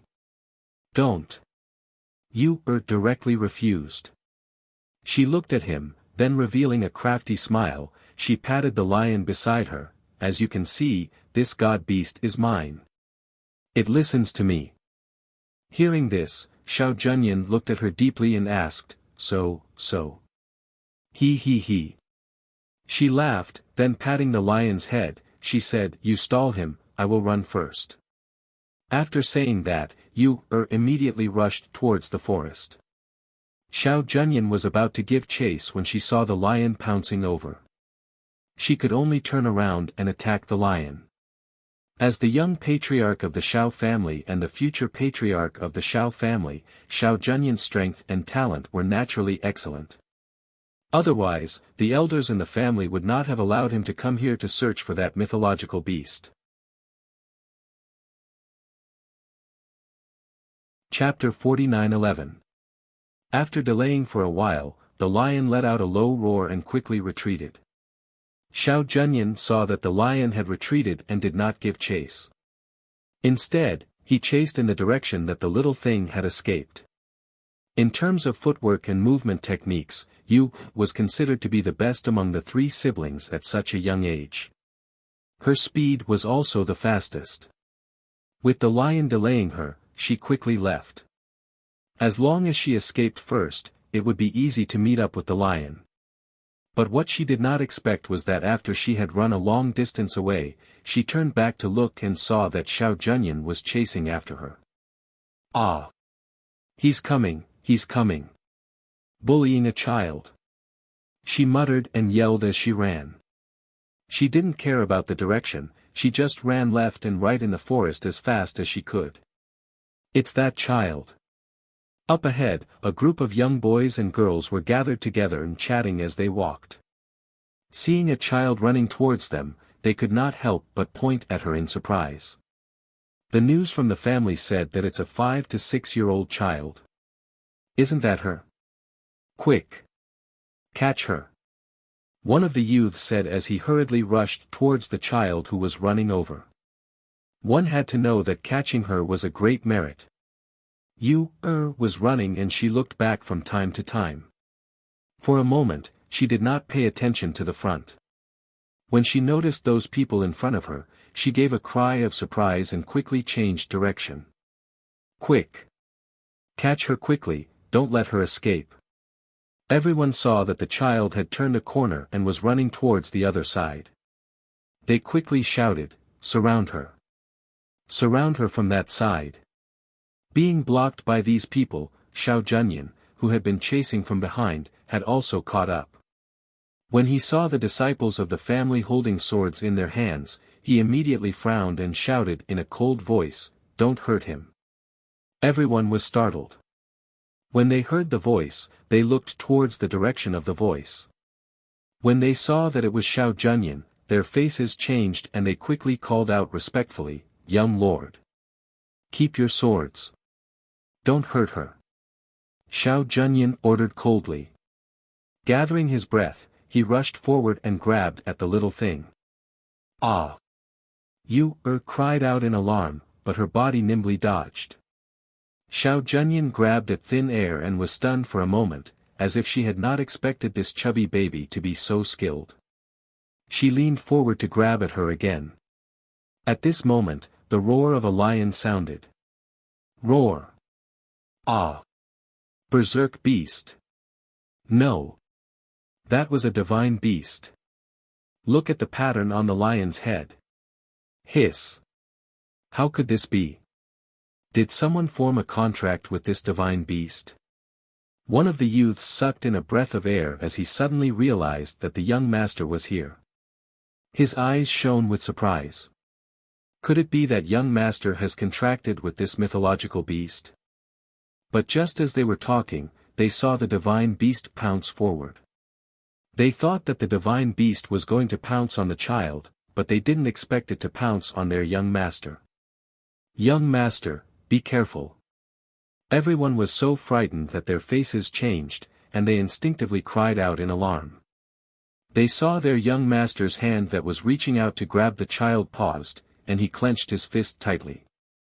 Above his fist, a stream of air that was visible to the naked eye condensed, and with an extremely fast speed, he swung his fist towards the head of the divine beast. Ran away, and when she turned around to look, she saw Xiao Junyan's fist heavily smashing onto the lion's head, and the lion's claws also fiercely scratched his arm, leaving behind several deep marks. Chapter 49:12. Audacious evil creature. You dare to injure my Xiao family's young master. A sharp and low roar came from the sky. Accompanying the roar was a powerful pressure and a golden net that glowed with golden light. Looked towards the direction of the voice when she heard it, only to see a group of cultivators wearing the same color black robes descending from the sky. Among them, 8 of them were holding a corner of the golden net in their hands as they covered the lion below, as if they wanted to capture it. Immediately, she exclaimed, "Lion, come back." As soon as the voice came out, with a thought, the lion turned into a ray of light and entered her space. At the same time, the golden net caught nothing, but those people turned around and surrounded the little person who was preparing to escape. Where do you think you're going? That group of people surrounded you, and one of them stretched out his hand to grab you, That extremely fast speed brought along a swift and fierce momentum, which made Xiao Junyan's heart sink. Ignoring the injury on her arm, she flashed forward, and when that person was about to attack her, she reached out her hand and hugged that small figure into her bosom. Young master. Seeing that it was Xiao Junyan, that person wanted to retract his hand, but it was already too late. He could only forcefully change the direction of his attack, leaving behind a few deep handprints on the tree trunk. Yu was protected in her embrace, and as Xiao Junyan turned around, she saw the handprints left behind by that person who had attacked the tree trunk. The little person's eyes immediately turned cold and looked towards that person. She saw that it was a middle-aged man. His face looked ordinary, but there was a fierce aura around him. There were no wounds on his body, but his body was emitting a bloody smell. It could be imagined that the number of people and beasts that had died in his hands was innumerable. Jun Yan, you're injured. Xiao Junheng came down from behind, and seeing the hand that was hanging by the side of the body with blood dripping down, he frowned. Treat the wound first. He walked forward, his gaze complicated as he looked at that little girl, but did not say anything more. Instead, he took out medicine and strips of cloth and prepared to treat the wound. Xiao Junyan lowered her head to look at the chubby baby in her arms who was sitting quietly without saying a word. She saw that the baby was staring at the person who had attacked her just now. The baby's gaze was so calm that it did not seem like a 5- or 6-year-old child's. It's all right, don't worry. I'm here. I won't let you get hurt, he said, awkwardly comforting the little girl who he thought was frightened. Yu didn't speak, merely lowering her eyes. Her gaze just happened to come across his bleeding hand. She pursed her lips, but didn't move. After helping him deal with the injury on his arm, Xiao Junheng looked towards him and said, the clan already knows about her situation. We need to bring her back. My father and the clan elders will personally question her. Let's go. Xiao Junyan said.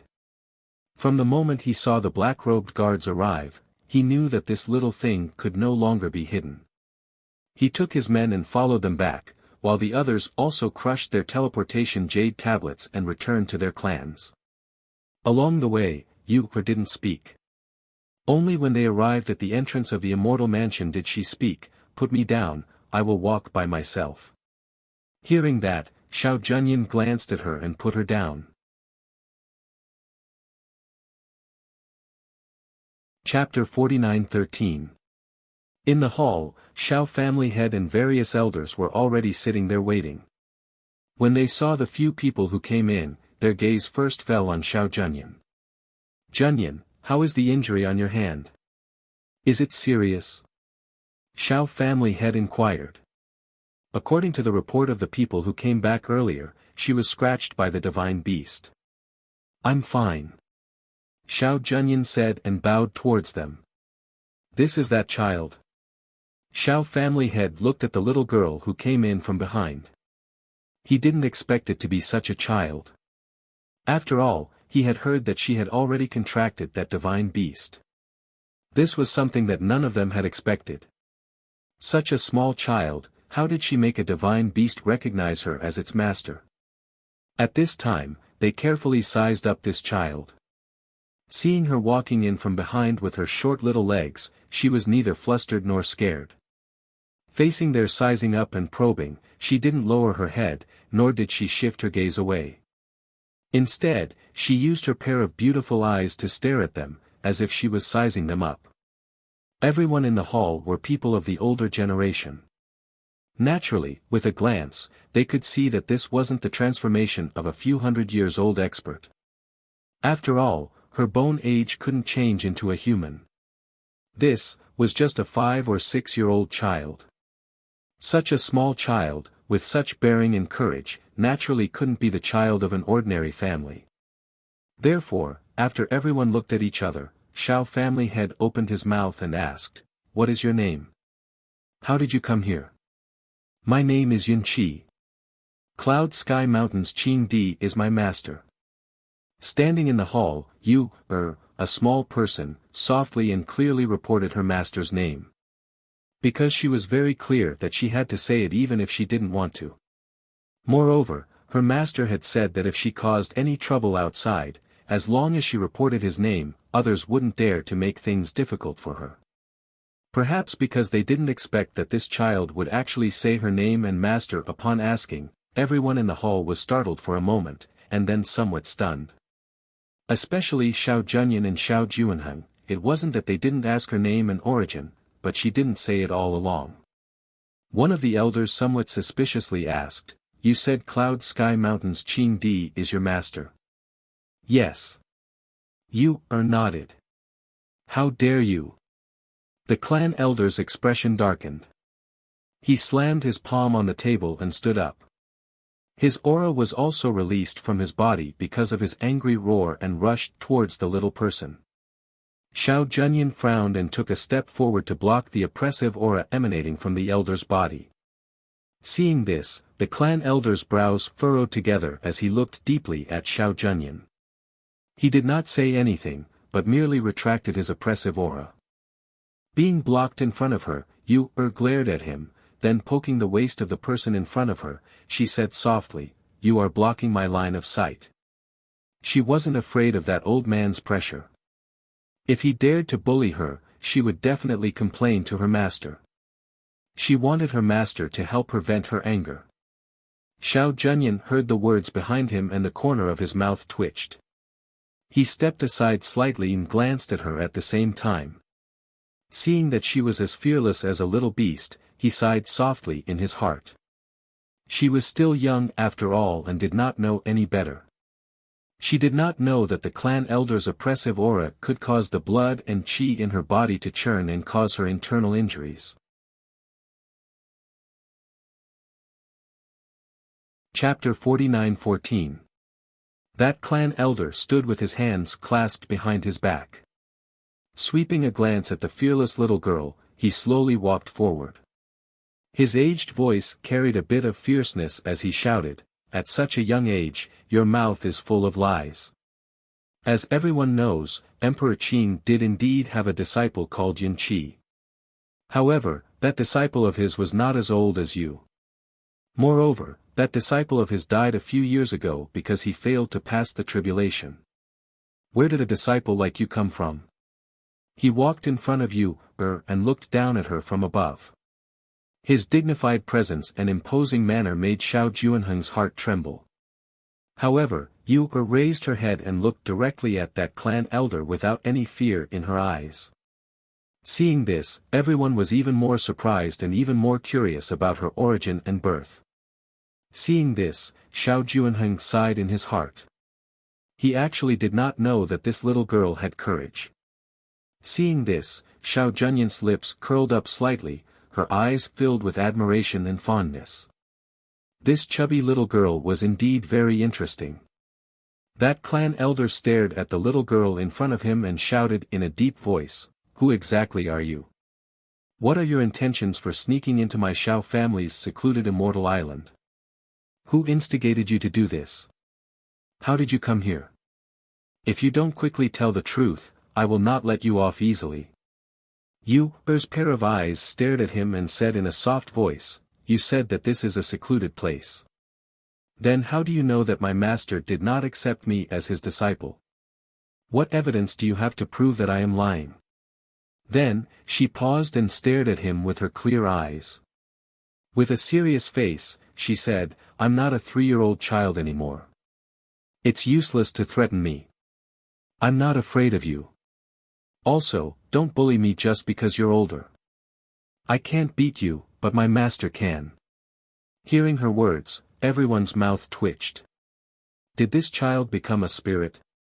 Or were all the children outside this quick-witted? That clan elder was refuted by such a child. Immediately, he blew his beard and glared at the chubby little girl in front of him and asked, "You say that you are Emperor Qing's disciple. What proof do you have?" Yu blinked and asked curiously, "What proof do I need? I am obviously my master's disciple. My master and I both know that. What proof do I need?" This question instantly left the elder speechless. Everyone in the hall also fell silent. In an instant, the hall was filled with a strange and inexplicable silence. There was a trace of a smile on Xiao Junyan's face as she said, "If you want to know if what she said is the truth, you only need to send someone to investigate." Cough. Xiao Clan Master coughed, then immediately whispered a few words to a person behind him, then looking towards you, he asked, "Did you contract that god beast?" "Yes." You, nodded and said. In any case, they had seen it, so they couldn't deny it even if they wanted to. "That's a divine beast. How did you make it willing to contract with you?" Patriarch Xiao asked again, unable to hide his curiosity. "It was originally not a god beast, it was originally only a peak-level holy beast, and was still a bit lacking from god beast." You, gestured with her little hand. Hearing this, the expressions of everyone in the hall changed slightly. They naturally knew that the divine beast had just evolved, but why was she able to form a contract with it as soon as it evolved? Chapter 49:15. Saying that, Yu's little face showed a helpless expression. "Later, it insisted on following me, and I had no choice but to accept it." Hearing her words, everyone's face darkened. Did she mean that the mythological beasts born on the immortal island were eager to join them? However, if it was really an elixir pill that helped the divine beast to advance, it might be Emperor Qing's doing. After all, he was a great emperor. How could he not have some elixirs with miraculous effects on his hands? Could it be that this little fat girl with a fox-like temperament was really Emperor Qing's disciple? If so, then her coming here was Emperor Qing's doing. But, if that was the case, what was Emperor Qing's intention? For a moment, countless guesses flashed through everyone's mind, but in the end, they all turned into light sighs. It seemed that they could only wait for the news to see if this little girl was really Emperor Qing's disciple as she said. "Take her away and guard her." Xiao family head said and ordered people to take her away. At this time, Xiao Junyan stepped forward and said, "Second uncle, I will take her to my courtyard." Hearing this, Xiao family head frowned and said, "Junyan, her identity is still unclear, and there is a mythological beast by her side, it is not appropriate to place her in your courtyard. I will only be at ease if I personally watch her." Xiao Junyan said. Seeing this, the Xiao family's patriarch frowned and remained silent. He did not reply, as if he was thinking about something. The elders in the hall also did not speak, because what Xiao family head said was right. This child's origin was unknown, and under the situation where her identity was still uncertain, how could they place such a variable by their Xiao family's young master's side? It was too dangerous. Xiao Juanheng saw that some of the elders wanted to speak, and immediately stepped forward and said to the person on the main seat, "Father, she and Jun Yan are familiar with each other in the forest, with Jun Yan looking after her, there should not be any big problem. If you are worried, I can also help to look after her." You heard them talking, and her eyes moved around, staring at each of their expressions, and secretly curled her lips. Look at her what? Did they think she was a dangerous person? She had already reported her master's name, and these people were still guarding against her like they were guarding against a thief, really boring. I'll take her back first. Xiao Junyan also didn't wait for them to say anything. Directly turning around, she stretched out her hand and scooped you up, then walked out with large strides. Looking at this scene, everyone in the hall frowned even more. One of the elders asked, "Why is Jun Yan so concerned about this child? Right now, her identity is still unclear, if she were to do anything to harm Jun Yan. The way I see it, she wouldn't dare. After all, this is our Xiao clan's territory. If she really hurts someone, she won't be able to leave alive." Another elder said. One of the elders said, "Patriarch, if this child is really Emperor Qing's disciple, shouldn't we inform the Patriarch?" Patriarch Xiao nodded and said, "Yes, once I have confirmed the news, I will personally inform the ancestor. After all, this is related to Emperor Qing, so we can't be careless. Moreover, if he is really Emperor Qing's disciple, why did Emperor Qing send him here? I guess I'll have to ask the patriarch. Everyone saw that he already had an idea, so they didn't say anything more. They stood up, cupped their hands, and left one after another. Chapter 49:16. On the other side, Xiao Junyan brought Yu back to her courtyard and settled her down. After that, she instructed the kitchen to prepare some food. Originally, there were no servant girls in the courtyard, but because of her arrival, she sent people to the front courtyard to get 2 servant girls to serve her. Under the guidance of the 2 servant girls, Yu entered a side room to take a bath. After changing her clothes, she came out and saw Xiao Junyan, who had already changed his clothes, sitting at the table in the courtyard. And at this time, there were more than 10 exquisite dishes emitting fragrance on the table. Those exquisite dishes were only a small dish, about 2 people's share. More than 10 small plates had different dishes on them, which made people's appetite greatly aroused. This is made by your kitchen. Yu sat at the table and looked at the exquisite dishes on the table, her eyes were shining. And, try it. He picked up some dishes for her and put them in her bowl. Seeing this, Yu didn't stand on ceremony and directly picked up the chopsticks to eat.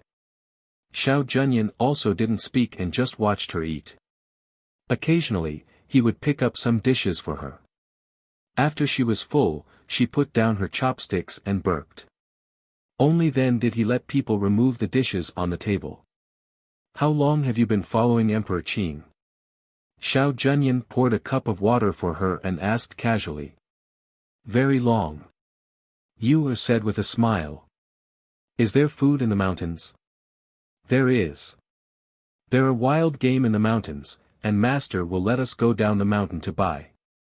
Yu got down from the chair and walked around the courtyard looking all around.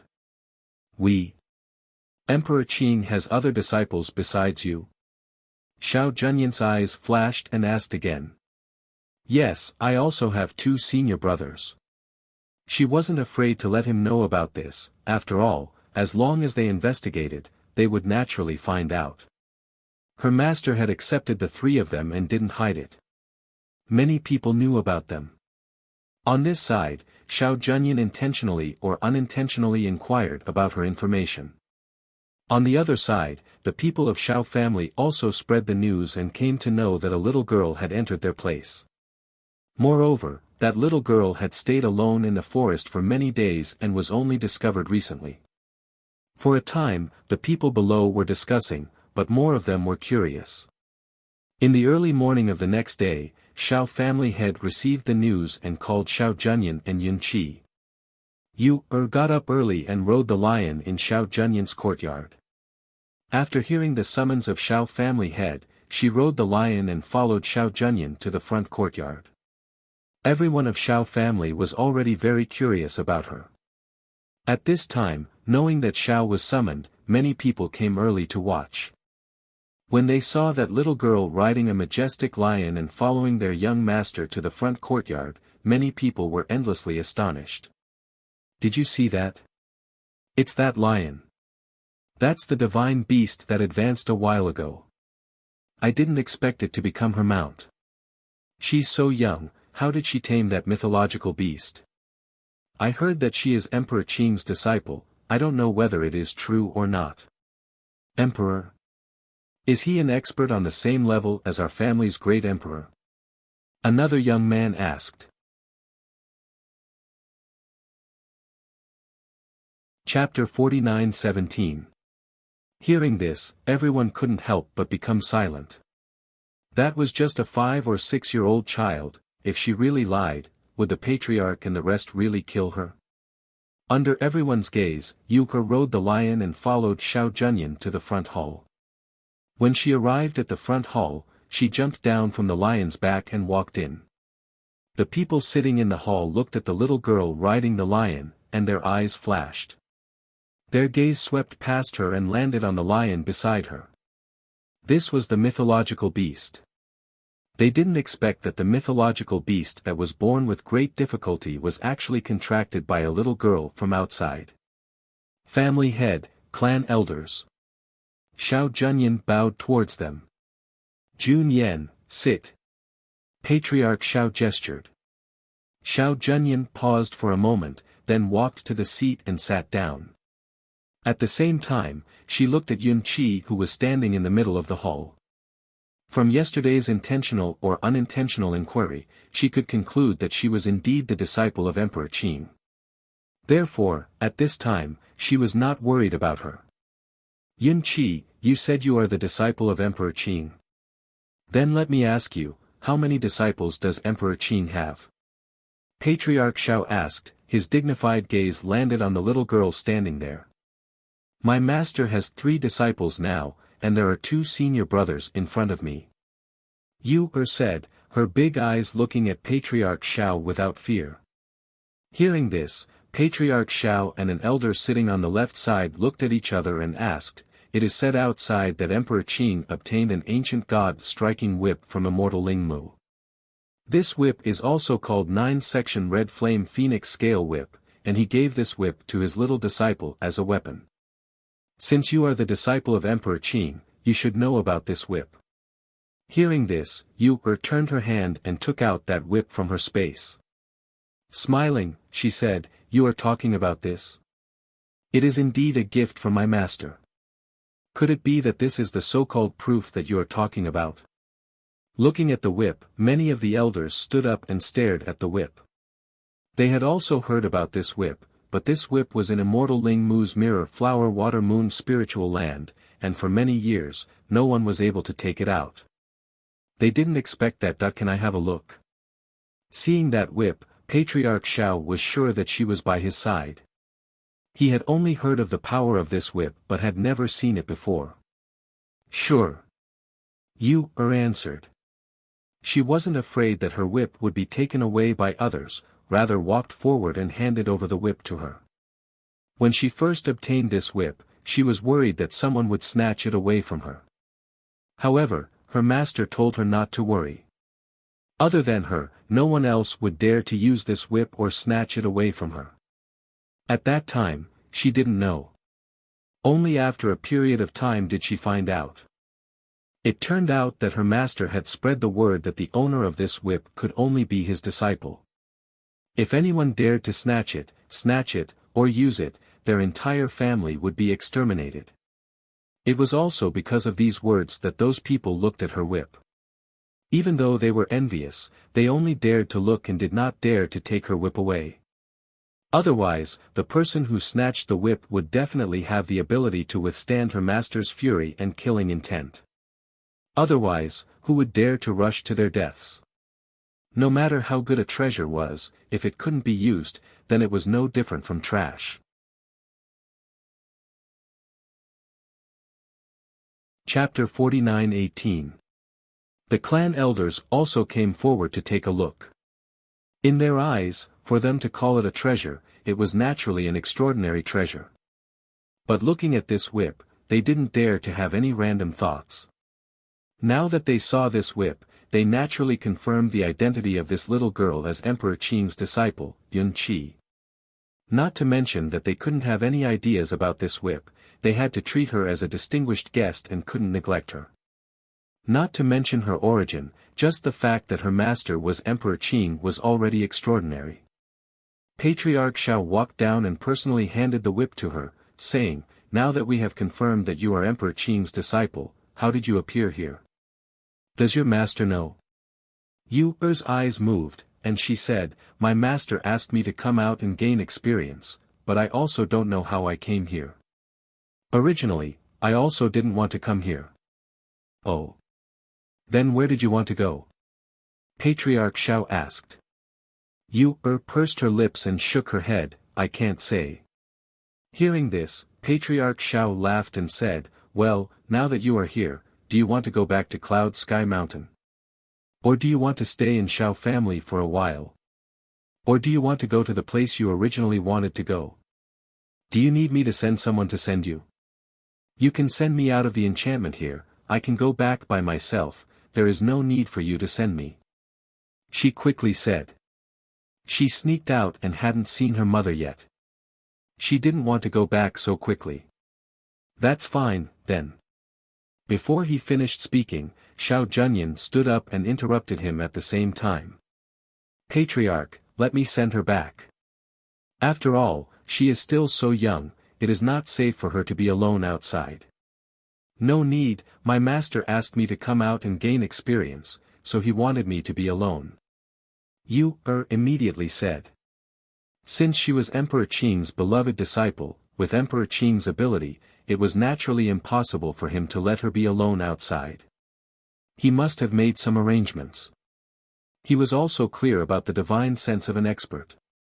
He guessed that it was Emperor Qing's divine sense. With her, if she really encountered any fatal danger, he would definitely appear to save her. If he sent someone to protect her, it would be unnecessary. Thinking of this, he said to Xiao Junyan, Junyan, you are the young master of the Xiao clan. Our Xiao clan has been in seclusion for many years. Without the orders of the old ancestor, no one is allowed to take half a step out of the celestial island. Even you are the same. He glanced at Xiao Junyan, who was pursing her lips, and said, Yun Qi is the beloved disciple of the Azure Emperor. The Azure Emperor will naturally give her a treasure to protect her. Her safety is not something we need to worry about. Since she wants to leave by herself, we will take care of her. Xiao Junyan didn't say anything. She just looked at the chubby baby, her expression changing slightly. No one knew what she was thinking. Many thanks, Patriarch Xiao. Yu respectfully bowed to him and thanked him. The Xiao clan's patriarch smiled, and then he gazed at her and said, Yunqi, your master is acquainted with my clan's ancestor. Since you've come here, then stay for a few more days before you leave. I'll let Jun Yan bring you around our Xiao family's immortal island, it won't be too late to leave after 2 days. Hearing this, Yu thought for a moment. Just as she was about to speak, she heard Xiao Junyan immediately agree. Second uncle, don't worry, I will bring her around to play, as a host. Xiao Junyan said. When she looked at Yun Qi, the corners of her mouth curled up slightly.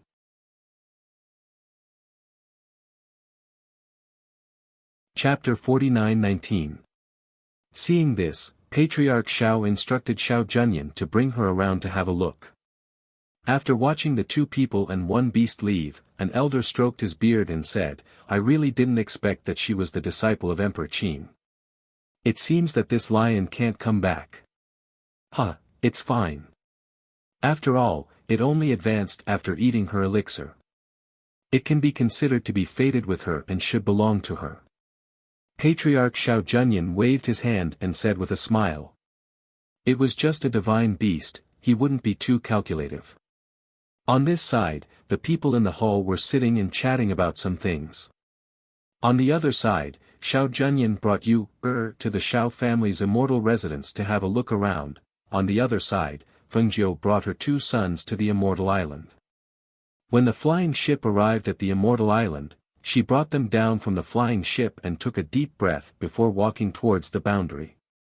She threw out the flying feather from her waist and sat on it. She reached out and hugged her 2 sons who were sitting on her left and right. She smiled and said to them, Look, this is our home. After Mother has cleared all the potential dangers, I will bring you back to live here. Mother, this place is really beautiful. It's like a fairyland. It's even more beautiful than Master's Cloud Sky Mountain and Immortal Elder Ling Mu's place. How, said as he looked at everything below with shining eyes. Mother, there's a rainbow bridge over there. How pointed at the rainbow bridge with a surprised look on his little face. Yes, Mother will bring you there to have a look. Fengjiu said with a smile and led them to the rainbow bridge. They didn't get down to walk but sat on the flying feather and slowly flew over. The 2 children stretched out their hands to touch it, as if they could feel the rainbow between their palms. That kind of feeling was very strange. Everything here is formed by the immortal Qi. It's all real and won't disappear. Other than here, the other places are also very beautiful. Some time ago, Mother took over the immortal island of another great emperor. Now that the 2 islands have merged, the place has expanded a lot. Even if you want to tour the entire immortal island, I reckon that you won't be able to do it without 2 or 3 days. Fengjiu chuckled and led them to the immortal residence. She said, because Du Fan and the rest can't come up, there are fewer people here now. But during this period of time, I brought a few interesting people over. One of them is a very good cook. Later, I'll let her cook something delicious for you. Okay. The eyes of the two brightened as they responded in a crisp voice. Then, they thought of their father and asked, Mother, when will father be able to come up and be with us? Your father's situation is not very good, but when he wakes up, it's estimated that the day of ascension will not be far away. She said softly and rubbed their heads. She smiled and said, Don't worry about him. He's nurturing his spirit. It's very safe there and nothing will happen to him. If we wait for too long and he doesn't come up, then Mother will think of a way to break through the isolation of the heaven realm of the 9 heavens and bring you down to find him. Mother, will grandfather and the others come here to live with us in the future? Mu Chen asked. He missed his relatives in the distant land. Hearing this, Fengjiu smiled and said softly, As long as they want to come, naturally they can come up and live with us.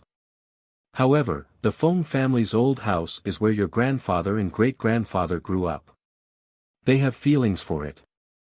They might not want to leave it. In the future, even if the two places are separated, as long as the heaven realm is connected, it will be very convenient to go back and forth.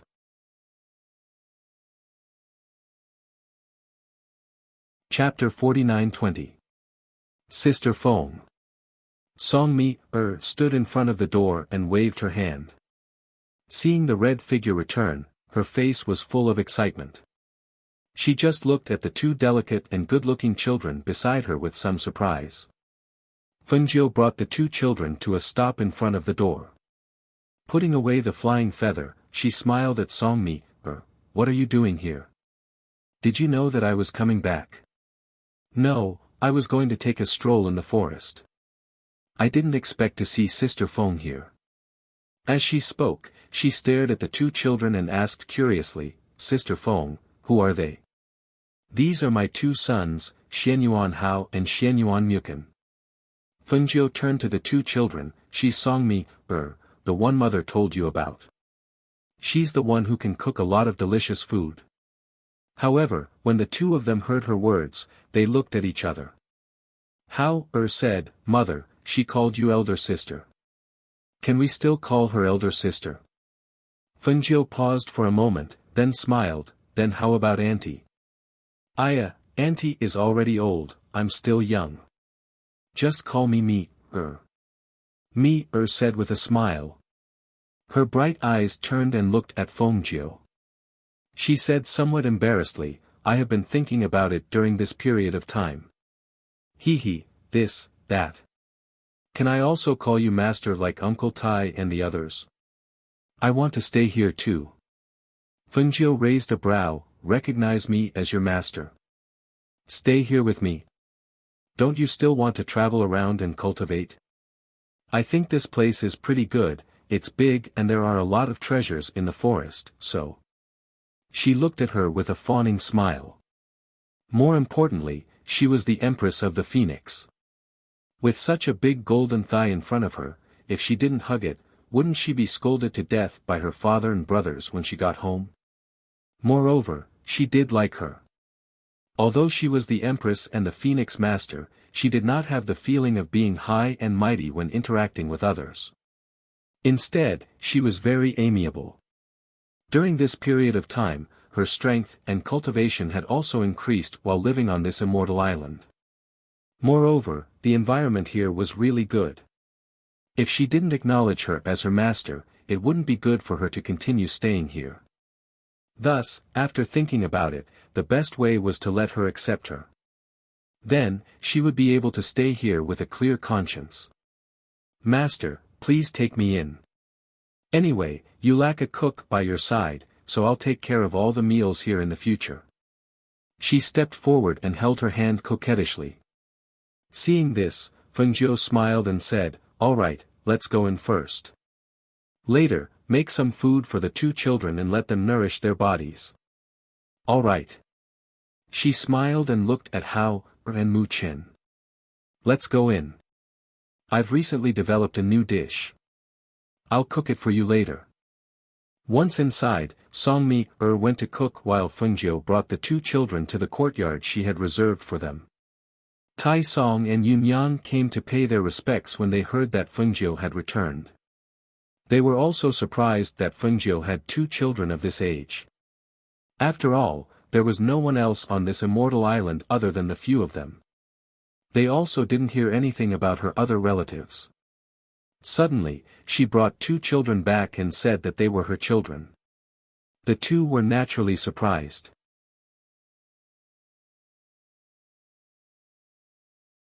Chapter 49-21. After paying their respects, the two of them retreated. After they left, Hao asked, "Mother, why did you want to bring them here?" Even though there was no one by their mother's side to order around now, when Du Fan and the rest came up in the future, there would be no need to worry about not having people by her side. Therefore, he was puzzled as to why she would accept those two people who did not seem to have any special characteristics. Tai Song is a very outstanding weapon refiner. Keeping him is naturally to allow him to refine some weapons and the like in the future. She looked at the two children with a smile and said, "As long as he is talented and you feel that he is useful, you can keep him here." Hearing this, the two nodded, but in their hearts, they were thinking about their mother's words. As long as he was talented, no matter what kind of person he was, she could keep him for her own use. Because of their arrival, the Fire Phoenix, Old White and the rest also came in front of the two and circled around them. Seeing this, Fengjiu smiled and said to the few contracted beasts, "All right, you can all disperse." Saying this, she looked at the two children and said, "You two take a rest first.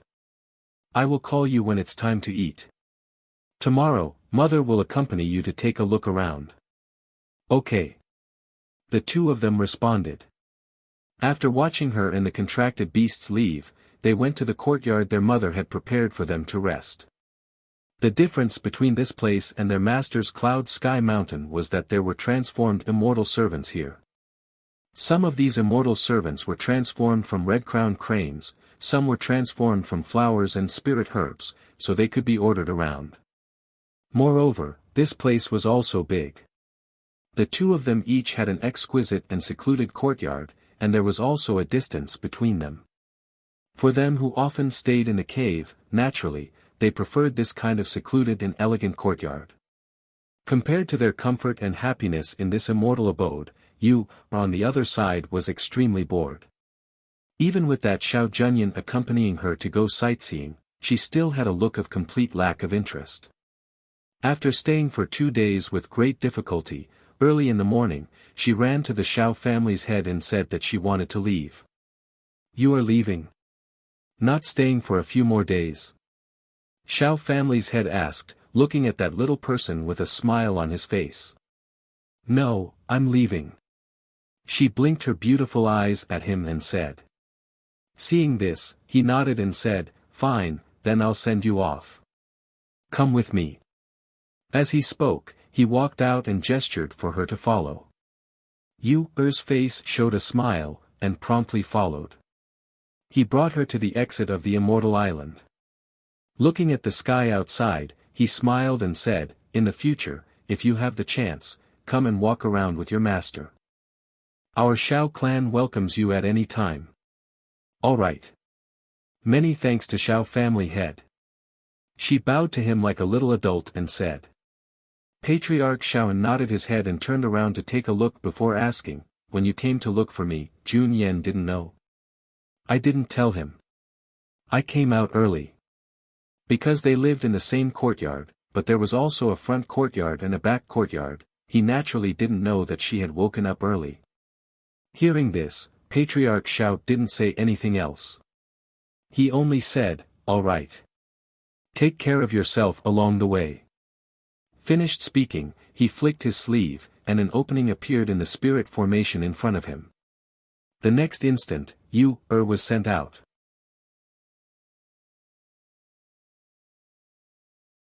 Chapter 49-22. As soon as he turned around, he saw Xiao Zhenyan rushing over from afar. Seeing this, he paused and waited for him to arrive before saying, "You're late." When Xiao Zhenyan heard this, his eyes flashed and he looked towards the clouds, but her figure was already gone. In fact, he knew that she had been discharged from the hospital early, but he had rushed to see his grandfather early to ask for permission to leave the island. But in the end, he was not allowed. "After so many years, this is the first time I've seen you care so much about someone." Patriarch Xiao looked at him with his hands behind his back and said, "Work hard on your cultivation. In the near future, you will also have to leave the island to travel. She is the disciple of Emperor Qing. At that time, if you want to see her, you can go to Cloud Sky Mountain to pay a visit." Perhaps it was because he heard his words, but his originally somewhat disappointed expression was swept away, and what replaced it was a look of anticipation. He cupped his hands and thanked him, "Many thanks, second uncle. I understand." After saying that, he didn't stay any longer and turned to leave.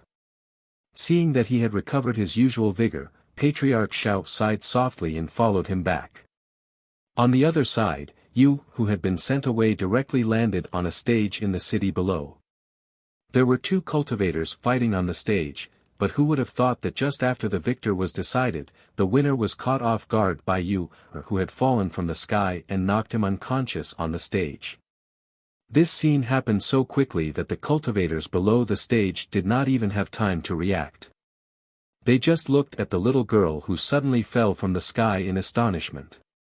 The surroundings became silent because of this sudden scene. After a strange silence, the crowd below the stage went into an uproar and everyone started to discuss. Where did this child come from? Why did she fall from the sky? What's going on? Why did she knock someone unconscious? This is too outrageous. Who would throw such a young child down from the sky? It doesn't seem like she was thrown. Just now, there seemed to be a stream of air supporting her down. Otherwise, that person who was knocked unconscious would not be standing there in a daze without any reaction. Yes, I also saw it just now. When this child fell, there was a very strong aura protecting her. After she fell on that cultivator, that aura disappeared. The people below the stage were discussing, and Yu, who was sitting on the back of that person, was also startled. She lowered her head and looked at the person she was sitting on. She hurriedly stood up, patted her little butt, and tidied up her little dress while she was at it. Looking left and right, she wanted to get down from the stage, but she saw that the people around her were all staring at her, as if they were looking at a rare animal. Make way, I want to go down." Yu got down from the stage. "Child, where did you come from? Where are your parents? Don't tell me you want to leave just like that after knocking him out," a cultivator asked. At the same time, he blocked her path, not allowing her to leave. Yu raised her head and looked towards that person, and seeing his pair of small eyes looking at her, she asked, "You won't let me go?" "Of course you can't go. You knocked someone unconscious, so how can you just walk away? Naturally, you have to compensate something," that cultivator said with a light smile.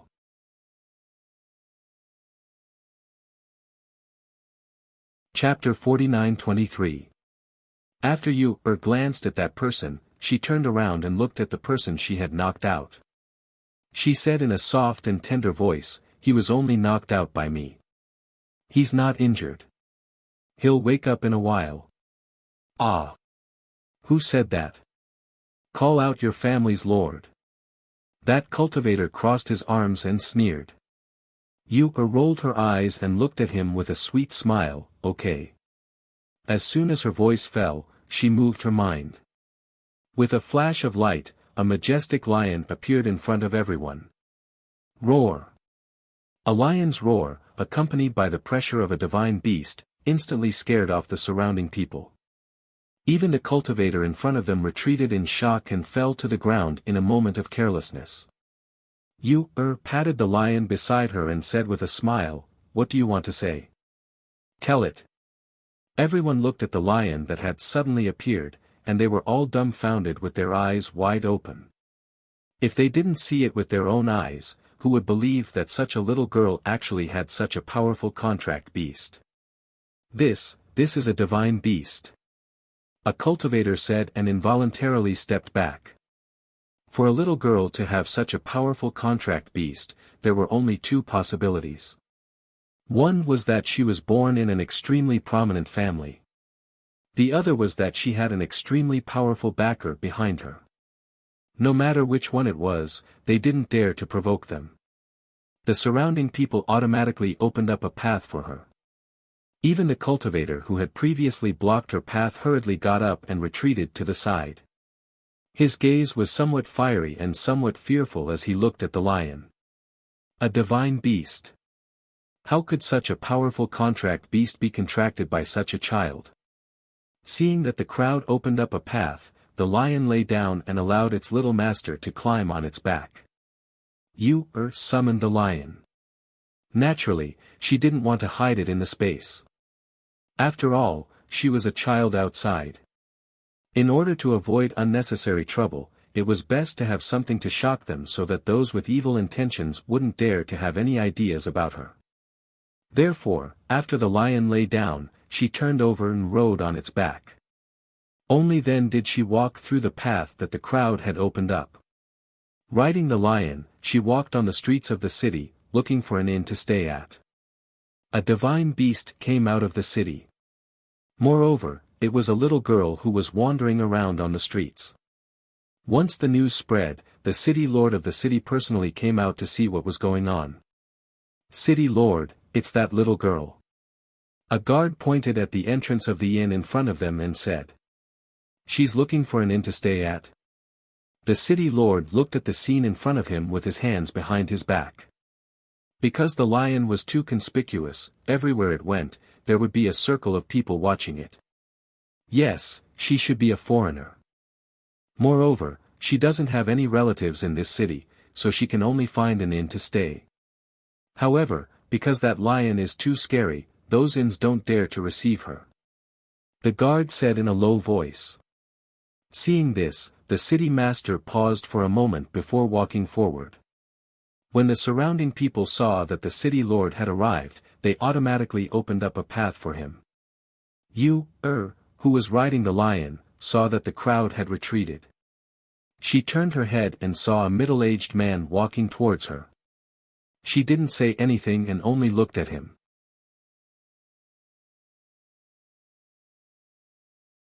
Chapter 49-24. Since she had God Beast accompanying her at such a young age, it could be seen that she either came from a big clan or had a powerful backer behind her. Since she had come to the city, as the city lord, he had to make things convenient for her as the host. Thought for a bit, and seeing she couldn't find a place to stay in the inn, and also seeing this person was the city lord, she nodded her head at once, then revealed a pure and happy smile. "Many thanks, city lord, then I will disturb you." Look, at such a young age, her bearing was natural and unrestrained. It could be seen that her background was not ordinary. Everyone in the surroundings thought inwardly, and their gaze fell on that child. All of them were guessing which sect she came from. Seeing she nodded her head, the city lord immediately took her to the city lord residence. Seeing this, everyone in the city discussed for a while, then they dispersed. Not to mention the city lord receiving her. Even if the city lord didn't appear personally, that little girl had God Beast guarding her side, so ordinary people also didn't dare to rashly make a move against her.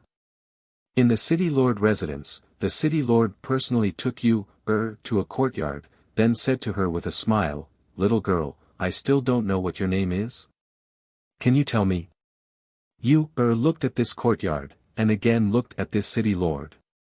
Hearing his self-introduction, she heard that his surname was Gua. Gua clan was a big clan here, and he was elected as the city lord by all the clans in the city. After roughly understanding some matters, hearing his question, she thought for a bit, then said, "My name is Yunqi." "Oh. Yunqi. Where are you from? Why are you here alone?" City Lord Gua asked in surprise.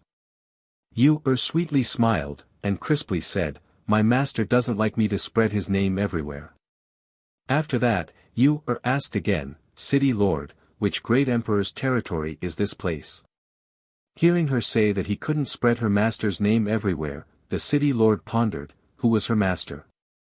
When he heard her asking about the great emperor of this region, he couldn't help but smile and said, "The great emperor of this territory is surnamed Shao, known as the South Heaven Great Emperor. He is one of the 10 great emperors." "You are just a little kid, why are you asking about this?" "So to say, this place is the territory of Southern Heaven Great Emperor. I heard that a very powerful great emperor had ascended some time ago. Is her territory very far from here?" Yuxian asked, somewhat anxious in her heart. When this Shao clan's master sent her away, why did he send her to their Shao clan's territory? Why didn't he send her a bit further? "You are talking about Empress Phoenix Master, she is the first empress in thousands of years. Moreover, she is also an extraordinary character." The city lord smiled and walked to the table in the courtyard. He sat down and said, "Her territory is indeed quite far from here. After all, the territories are different." As he spoke, he looked at the little girl who had a conflicted expression and asked with a smile, "You're so young, so why are you so interested in those big shots? That kind of person isn't someone you and I can meet." However, she just lay on the table listlessly. She sighed and said, "I'm just curious. I also want to see her, but who would have thought that she was so far away?" Finished speaking, she again sat up and asked, "If we go from here, how long will it take to fly?"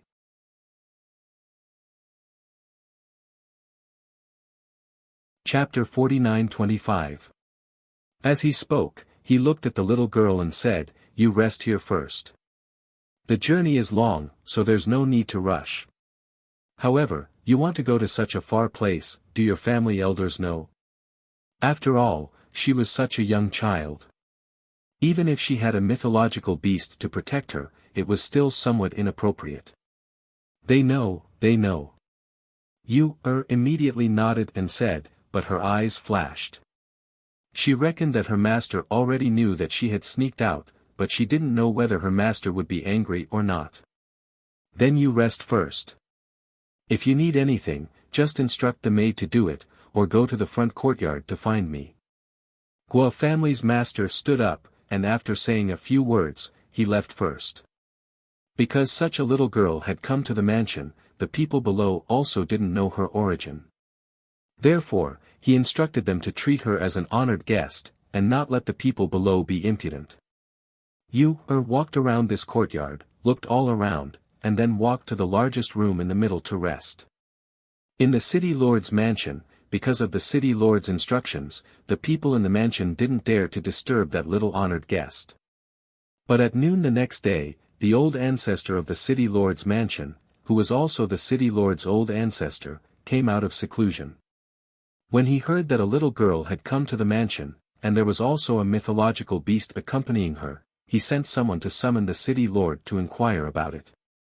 "Old ancestor, that child said that she is called Yunqi, and she came out to gain experience under the order of her master. But from her words and deeds, we know that she wants to go to the territory of Empress Phoenix Master. Because she is young, natural and unrestrained, and also has a mythological beast accompanying her, so we invited her to the mansion to rest." Guo family's master respectfully reported everything he knew about Yunqi to the old ancestor who was sitting at the stone table in the courtyard. This was the old ancestor of their Guo family. Their Guo family was able to become the city lord precisely because of the existence of this old ancestor. After all, his father, grandfather, and great-grandfather had all died after failing to break through. Now, the Guo family only had one ancestor left to hold down the fort. If it weren't for this ancestor, their Guo family probably wouldn't even be able to squeeze into the aristocratic circle in the city. The old man had a head full of white hair and a white beard. He wore a plain white robe and was drinking tea as he listened to the young man's words. After a long time, he said, "I just received an invitation yesterday. An old friend of mine invited me to a banquet. If that child is really as you say, I can give her a ride. Hearing this, Patriarch Guo was stunned. He asked carefully, Old Ancestor, are you going to attend the banquet in the territory of the Empress Phoenix Master? Not bad. The old man stroked his beard and smiled, speaking of which, I haven't seen this old friend of mine for a long time. This time, it's because he's been in seclusion for many years and has broken through to the next level. That's why he invited me.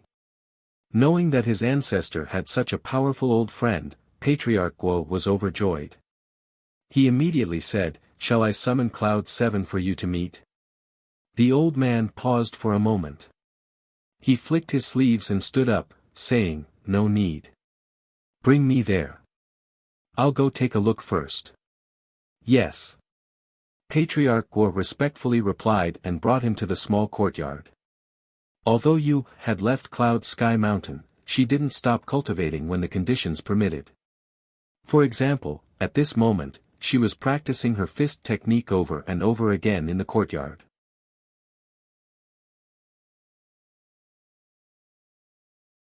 Chapter 49-26. Seeing his family's old ancestor was calmly observing the little girl in the courtyard, while family's master also didn't speak, only quietly waited at one side. The old man looked for a while, but he was also unable to see which family this little girl's style belonged to. Then his gaze fell on that lion that was lying at the corner. It was indeed a mythological beast, but this aura should be a mythological beast that had just advanced. Merely, no matter when it had advanced, such a small child being able to contract with this mythological beast was indeed not simple. The lion was lying at the corner of the courtyard looking at the two people at the entrance of the courtyard. After all, this was their place, so it didn't roar at them, only reminding its master. After practicing for a while, Yu stopped, then looking towards the entrance of the courtyard, she softly called out, City Lord. Cough. City Lord Guo lightly coughed, then looking at his family's old ancestor, after seeing his old ancestor enter the courtyard, he hurriedly followed in while saying with a smile, Yun Qi, this is my Guo family's old ancestor, he just happened to pass by, so he conveniently came to see if you are accustomed to living here. Hearing this, Yu's beautiful big eyes curved, and looking at the two people with a smile, many thanks City Lord, this place is very good. Little girl is called Yun Qi. The old man looked at the little girl in front of him and asked. N. Yu nodded her head. Seeing her not alarmed, not afraid, and smiling appearance, the old man's smile deepened and said, I heard you want to go to the territory of Empress Phoenix Master. Are you going to visit your relatives or go home? Going to play. Yu said with a smile. So, you don't have a destination? The old man asked again. Yu rolled her eyes, but didn't speak. The old man stroked his beard, then walking to the table and sitting down, he said, this old man has received an invitation from an old friend, and in these 2 days, I plan to attend a banquet. If you are also going there, then I can also give you a ride, so as to save you the trouble of rushing all the way. Hearing this, Yu asked, starting from here, how long will it take for you to reach there? If it was also a month, then why should she follow him? When she said these words, it actually made the two people startled for a moment, then glancing at Yun Qi, a hint of smile flashed through their eyes. As soon as the little girl said those words, they knew what she meant. He dared to think that if they went together at the same time as she went alone, would she still plan to go alone? The old man smiled and stroked his beard. He looked at Patriarch Guo and asked, how long did you tell her? Replying to old ancestor, I told Cloud 7 that it would take more than a month at the earliest. Patriarch Guo said. The old man nodded and looked at Cloud 7. He smiled and said, 10 days will be enough for me. 10 days. Yu was happy, and with her eyes wide open, she said in pleasant surprise, really only 10 days? Alright, I'll go with you. 10 days, that would shorten a lot of time. She would be a fool not to go with him. Hearing those words, the old man chuckled. Just as he was about to speak, he suddenly heard his stomach grumbling, and he was taken aback. He, my stomach is hungry. Yu touched her stomach without any trace of uneasiness. I'll get someone to prepare some food. Patriarch Gua said as he turned around and left. The old man looked at her and asked with a smile, you still haven't abstained from food? I usually eat. Only by eating can I grow up. Yu said in deadly earnest.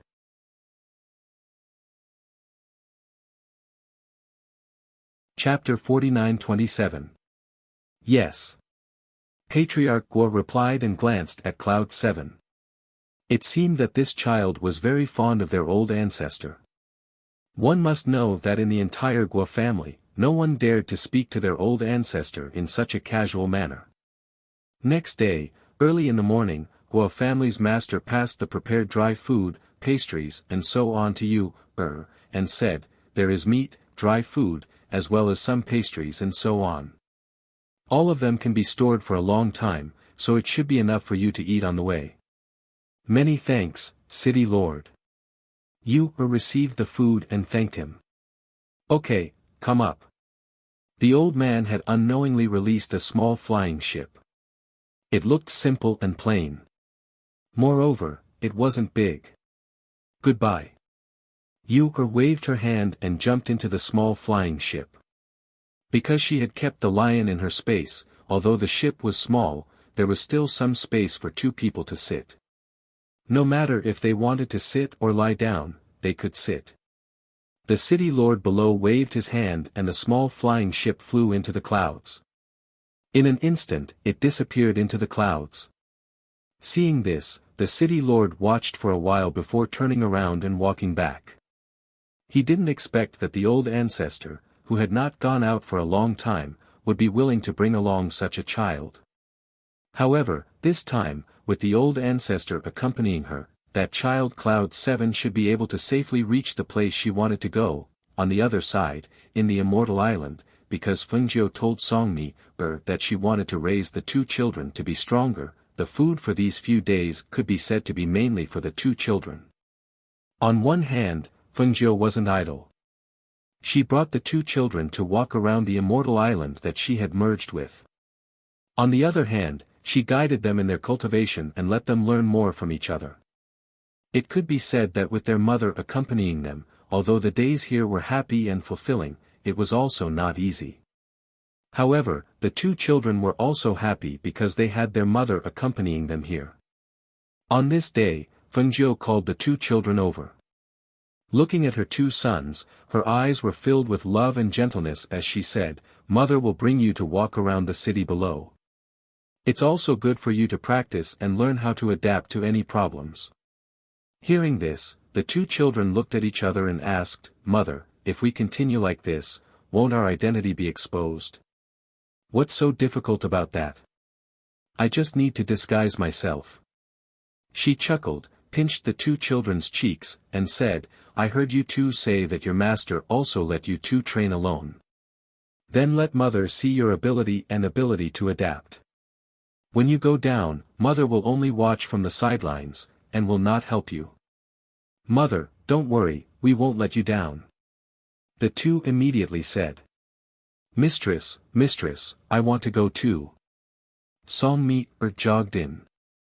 I'll cook for you. Fengjiu smiled, glanced at her, and said, all right, you can come along too. Mu Chen hesitated for a moment, then looked at his mother and asked, Mother, are you going to send us away after bringing us out for training? Compared to his master's Cloud Sky Mountain, he wanted to stay by his mother's side more. Fengjiu rubbed his furrowed brows with both hands and said with a smile, don't frown so much at such a young age. Don't worry, I won't send you back so soon. In a few days, Mother will take you to visit your uncle Mo Chen.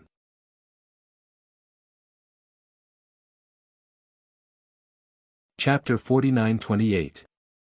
Fengjiu left her communication jades with Tai Song and Yu Yang, asking them to send her a message if someone called Yuan Jing went to the island for medical treatment.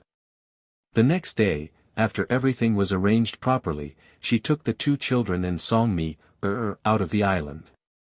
On the other side, Yu followed the old ancestor of the Guo family in his spaceship. She sat on the edge of the ship and looked at the clouds passing by outside. She blinked and said, "How can this ship fly so fast? It's much faster than flying on swords and ordinary magic tools." The old man stroked his beard and narrowed his eyes, saying, "Of course it's because my spaceship is not an ordinary magic tool. Otherwise, why would I tell you that we can arrive in about 10 days? Even so, Grandpa Gua, can we go down and rest for a while?" Yuka lay on the edge of the ship and looked at him with her beautiful eyes. "Well? Rest? You can rest on this spaceship." He took a look inside the ship. The place was still big. How did she want to rest?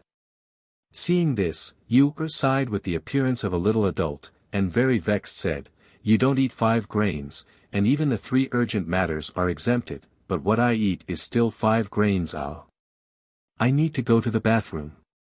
Hearing this, the old man was stunned. He looked at her up and down and frowned, asking, "So you want to go to the bathroom?" Why didn't he think that this child had the problem of going to the bathroom? Looks like he's just bringing trouble to me along the way. Yes, yes. Yu nodded quickly.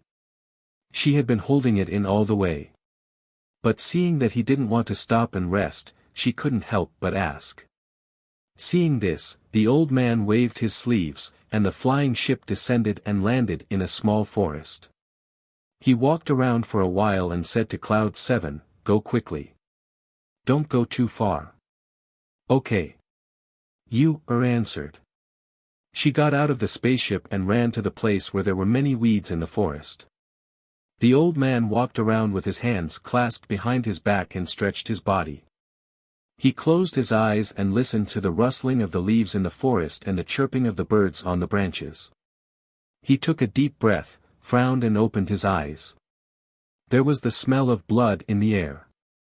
The smell of blood was blown away by the breeze. He didn't know where it came from. He slowed down and walked in one direction. After walking about 50 meters, he saw Chen Heng's corpse on the ground about 100 meters away. He paused for a moment. He felt that it was best not to be curious about this kind of thing, lest he got into trouble that he should not get into. However, just as he was about to withdraw his gaze and turn around to leave, he felt a divine sense lock onto him. When he felt a divine sense descend upon him, his body stiffened and he immediately retreated. A wisp of vigilance flashed through his eyes. Because just that divine sense alone was enough to make him feel a powerful pressure and killing intent. Swish! Just as he was retreating, a sharp sound cut through the air and attacked Elder Gua at an extremely fast speed. Elder Gua quickly dodged with his instincts and saw the air current shoot into a big tree beside him with a whoosh. Taking a closer look, it was a sleeved arrow that was only as thick as a little finger.